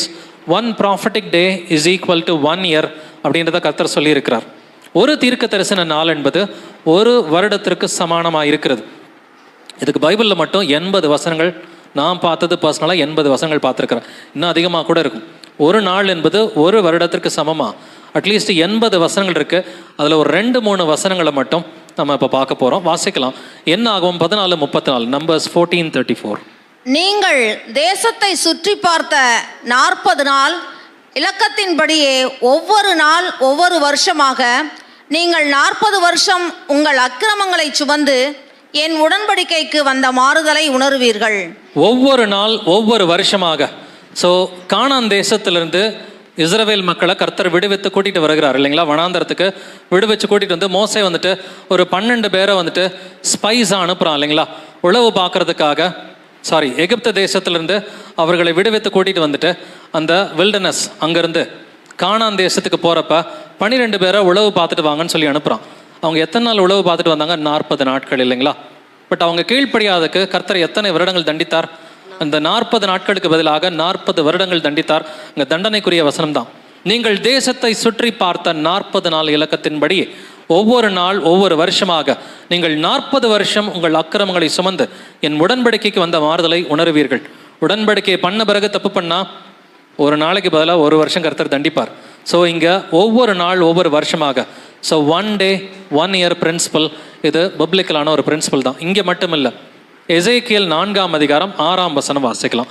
நீ இவைகளை நிறைவேற்றின பின்பு மறுபடியும் உன் வலது பக்கமாய் ஒரு கழித்து யூதா வம்சத்தாரின் அக்கிரமத்தை 40 நாள் வரைக்கும் சுமக்க வேண்டும். ஒவ்வொரு வருஷத்துக்கு பதிலாக ஒவ்வொரு நாளை உனக்கு கட்டளையிட்டேன். ஒவ்வொரு வருஷத்துக்கு பதிலாக ஒவ்வொரு நாளை கட்டளையிட்டேன்னு கர்த்தர் சொல்றார். ஸோ யூதாவின் அக்கிரமத்துக்காக, இஸ்ரவேலின் அக்கிரமத்துக்காக, அவங்க பல வருஷம் பண்ண அக்கிரமத்தை இவனை நீ வலது பக்கம் திரும்பி படுக்கணும் இத்தனை நாட்கள், இடது பக்கம் திரும்பி படுக்கணும் இத்தனை நாட்கள் என்று ஒவ்வொரு வருஷத்துக்கு பதிலாக ஒவ்வொரு நாளை கர்த்தர் கொடுக்குறார். ஆபிரகாம் மரித்தது, ஈசாக் மரித்தது, யாக்கோப் மரித்தது, இதெல்லாம் வந்துட்டு கவனித்து பார்த்தீங்கன்னா அவன் ஜீவனுள்ள நாளெல்லாம், அவன் உயிரோடு இருந்த நாளெல்லாம் 175 வருஷம் இருக்கும். அவன் உயிரோடு இருந்த நாளெல்லாம் 180 வருஷம் என்று இருக்கும். அவன் உயிரோடு இருந்த நாளெல்லாம் 147 வருஷம். நாள் வருஷம் என்று இருக்கும். ஆபிரகாம் மரித்தப்ப, ஈசாக் மரித்தப்ப, யாக்கோபு மரித்தப்ப நாள் என்பது வருஷம். ஒரே வசனத்தில் நாளும் வருஷமும் வந்துட்டு கர்த்தர் கொடுத்துருக்கிறார். So 1 day = 1 year. இது எக்ஸாக்டாக அந்த கிறிஸ்துவன் ராஜ்யம் இருந்த 1260 ஆண்டுகளை குறிக்கிறது. ஸோ ஜஸ்டினியன் ராஜா மூலமாக போப்புக்கு மேஜர் பவர், கிறிஸ்தவர்களின் தலைவர் என்கிற அந்த அரச கட்டளை பிறந்தது கிபி 538 538 AD. நெப்போலியன் போனபார்ட், மாவீரன் நெப்போலியன் போப்பு அரெஸ்ட் பண்ணி ஜெயிலில் போட்டு அதே ஜெயிலே போப்பு இறந்து போனது, போப்பினுடைய ஆளுகை முறிந்து போனது 1798 ஃப்ரெஞ்ச் ரெவல்யூஷன் டைமில். ஃப்ரெஞ்ச் ரெவல்யூஷன் ஸ்டார்ட் ஆனது 1789. அதன் பிறகு வந்துட்டு ஃப்ரெஞ்ச் ரெவல்யூஷன் டைம்லேயே வந்துட்டு கர்த்தர் அந்த கிறிஸ்துவின் ஆளுகையை வந்துட்டு முடிச்சு வச்சுட்டார். ஸோ இந்த சின்ன கொம்பு அந்த கிறிஸ்துவுக்கான 10 அடையாளங்களை பார்த்துருக்குறோம் இல்லைங்களா? முதலாவது அடையாளம் என்னது? சின்ன கொம்பு என்பது சிறிய ராஜ்யத்தை குறிப்பிடுகிறது. த ஸ்மாலஸ்ட் கண்ட்ரி, இது வேட்டிக்கன் சிட்டி. ஸோ இதுக்கான அடையாளம் வந்துட்டு வேட்டிக்கனுக்கு ஒத்து போகுது. இரண்டாவது அடையாளம், அவைகளுக்கு இடையிலே அந்த கிறிஸ்துவன் ராஜ்யத்தை எங்கே தேடணும்? அந்த 10 நாடுகளுக்கு இடையிலே, ரோம ராஜ்யத்தின் 10 நாடுகளுக்கு இடையிலே தேடணும். அங்கே தான் வேட்டிக்கன் சிட்டி இருக்குது. அடுத்து அவர்களுக்கு பின்பு கிபி 476க்கு பிறகு தான் அந்த கிறிஸ்து வரணும். ஏன்னா அந்த 10 ராஜ்யத்தில் இந்த 10 ராஜாக்கள் எழும்பின பிறகு தான் வந்துட்டு அந்த கிறிஸ்துவன் ராஜ்யம் வரணும். அந்த கிறிஸ்துவன் ராஜ்யம் எழும்பியது கிபி 538 476க்கு பிறகு. அடுத்த முந்தின கொம்புகளில் 3 பிடுங்கப்பட்டது. ஹெருலை, ஆஸ்ட்ரகாட்ஸ், வேண்டல்ஸ். இந்த 3 ராஜாக்களை, இந்த 3 ராஜ்யங்களை போப்பு வந்துட்டு ஜஸ்டினின் மூலமாக வந்துட்டு தகர்த்து போட்டான். முந்தினவர்களை பார்க்கலும் வேறுபட்டவன். It's a church and state. இது மத அரசியல் அமைப்பு. அரசியல் கட்சியே ஒரு மத கட்சியாக இருந்தாக்க எப்படி இருக்கும்? அது மாதிரியான ஒரு மதத்திற்குரிய கட்சி தான் ரோமன் கத்தோலிக்க சபை. அது சபை அல்ல, இது வந்துட்டு ஒரு ராஜ்யமாக இருக்கிறது. மனுஷ கண்களுக்கு ஒப்பான கண்கள். அங்கே ஒரு மனுஷன் தலைவனாக இருப்பான் என்று எழுதியிருக்கிறது. போப்பு தான் தலைவனுக்கு தலைவனாக இருக்கிறான்னு வந்துட்டு பெருமையானவைகளை, தூஷணங்களை பேசும் வாய். ஸோ ஹோலி ஃபாதர் என்கிற பெயர் அவனுக்கு இருக்குது. திருத்தந்தை யாருங்க? ஏசு கிறிஸ்துவா இல்லை அந்த கிறிஸ்துவா? ஏசு கிறிஸ்து தான் திருத்தந்தை. திருத்தந்தை என்ற பெயரை அவன் வச்சுக்கிட்டு இருக்கிறான். போப் ஆண்டவரா, ஏசு கிறிஸ்து ஆண்டவரா? ஏசு கிறிஸ்து தான் ஆண்டவர். ஸோ இந்த எல்லா அந்த கிறிஸ்துவின் அடையாளங்களும் யாருக்கு ஒத்து போகிறது? இது அந்த கிறிஸ்து போப்புக்கு தான் ஒத்து போகிறது. பரிசுத்தவான்களுடைய யுத்தம் பண்ணியது யார்? 1260 ஆண்டுகள் பரிசுத்தவான்களுடைய யுத்தம் பண்ணி அவர்களை மேற்கொண்டு அவர்களை கொலை செய்தது இது ரோமன் கத்தோலிக்க சபை தான். காலங்களை மாற்றியது, கேலண்டரை மாற்றினது அந்த கிறிஸ்து போப்பு தான். பிரமாணங்கள், கட்டளைகளை 10 கட்டளைகளை மாற்றியது இது ஆன்டி கிரைஸ்ட் போப்பு தான். 1260 வருடம் ஆட்சி செய்து இன்னைக்கு ஆளுகை முடிஞ்சிருச்சு. பட் ஆளுகை முடிஞ்சு போனாலும் அந்த ராஜ்யத்துக்கு கொஞ்சம் மேலாப்புல உயிர் மட்டும் இருக்கும்னு கர்த்தர் சொல்லியிருக்கிறார். அந்த ஜீவன் எப்பொழுது போகும்? கர்த்தர் வரும் பொழுது அவருடைய வருகையின் பிரசன்னத்தினாலே, அவருடைய வாயின் சுவாசத்தினாலே அவனை சங்காரம் பண்ணுவார். 2 தெசலோனிக்கர் 2ஆம் அதிகாரத்தில் வாசிக்கிறோம். அவருடைய வருகையின் பிரசன்னம், அவருடைய வாயின் சுவாசத்தினாலே அவர்களை சங்காரம் பண்ணுவார் என்று எழுதியிருக்கிறது. அந்த ஹார்ன் சிம்பல் பார்த்தீங்களா? இதுதான் ஹார்ன் சிம்பல். இதுதான் கொம்புக்குரிய அதே சிம்பல். வந்துட்டு நான் தான் வந்துட்டு சின்ன கொம்புன்றதை போப்பு சொல்கிறான், நிறைய பேர் புரிஞ்சுக்க மாட்டேன்றாங்க. ஸோ சின்ன கொம்பின் ராஜ்யம் அந்த கிறிஸ்து போப்பினுடைய ராஜ்யமாக இருக்கிறது. ஸோ போப்பு தான் ஆன்டி கிரைஸ்ட் என்பதில் எந்த ஒரு சந்தேகமும் கிடையாது. ஸோ இப்போ தான் நமக்கு முதல் டாபிக் முடிஞ்சிருக்குது. அந்த சின்ன கொம்பு வந்துட்டு அந்த கிறிஸ்து. பட் சொல்லப்போனால் ஆன்டி கிரைஸ்ட் டாபிக்ஸில் இது தான் ரொம்ப முக்கியமானது. இதுதான் கொஞ்சம் பெரிய டாபிக்கும் கூட. இப்போ இன்னொரு முக்கியமான டாபிக்கு அடுத்து நம்ம நுழைய போகிறோம். இந்த மகா பாபிலோன் வேசி என்பது யாரை குறிக்கிறது?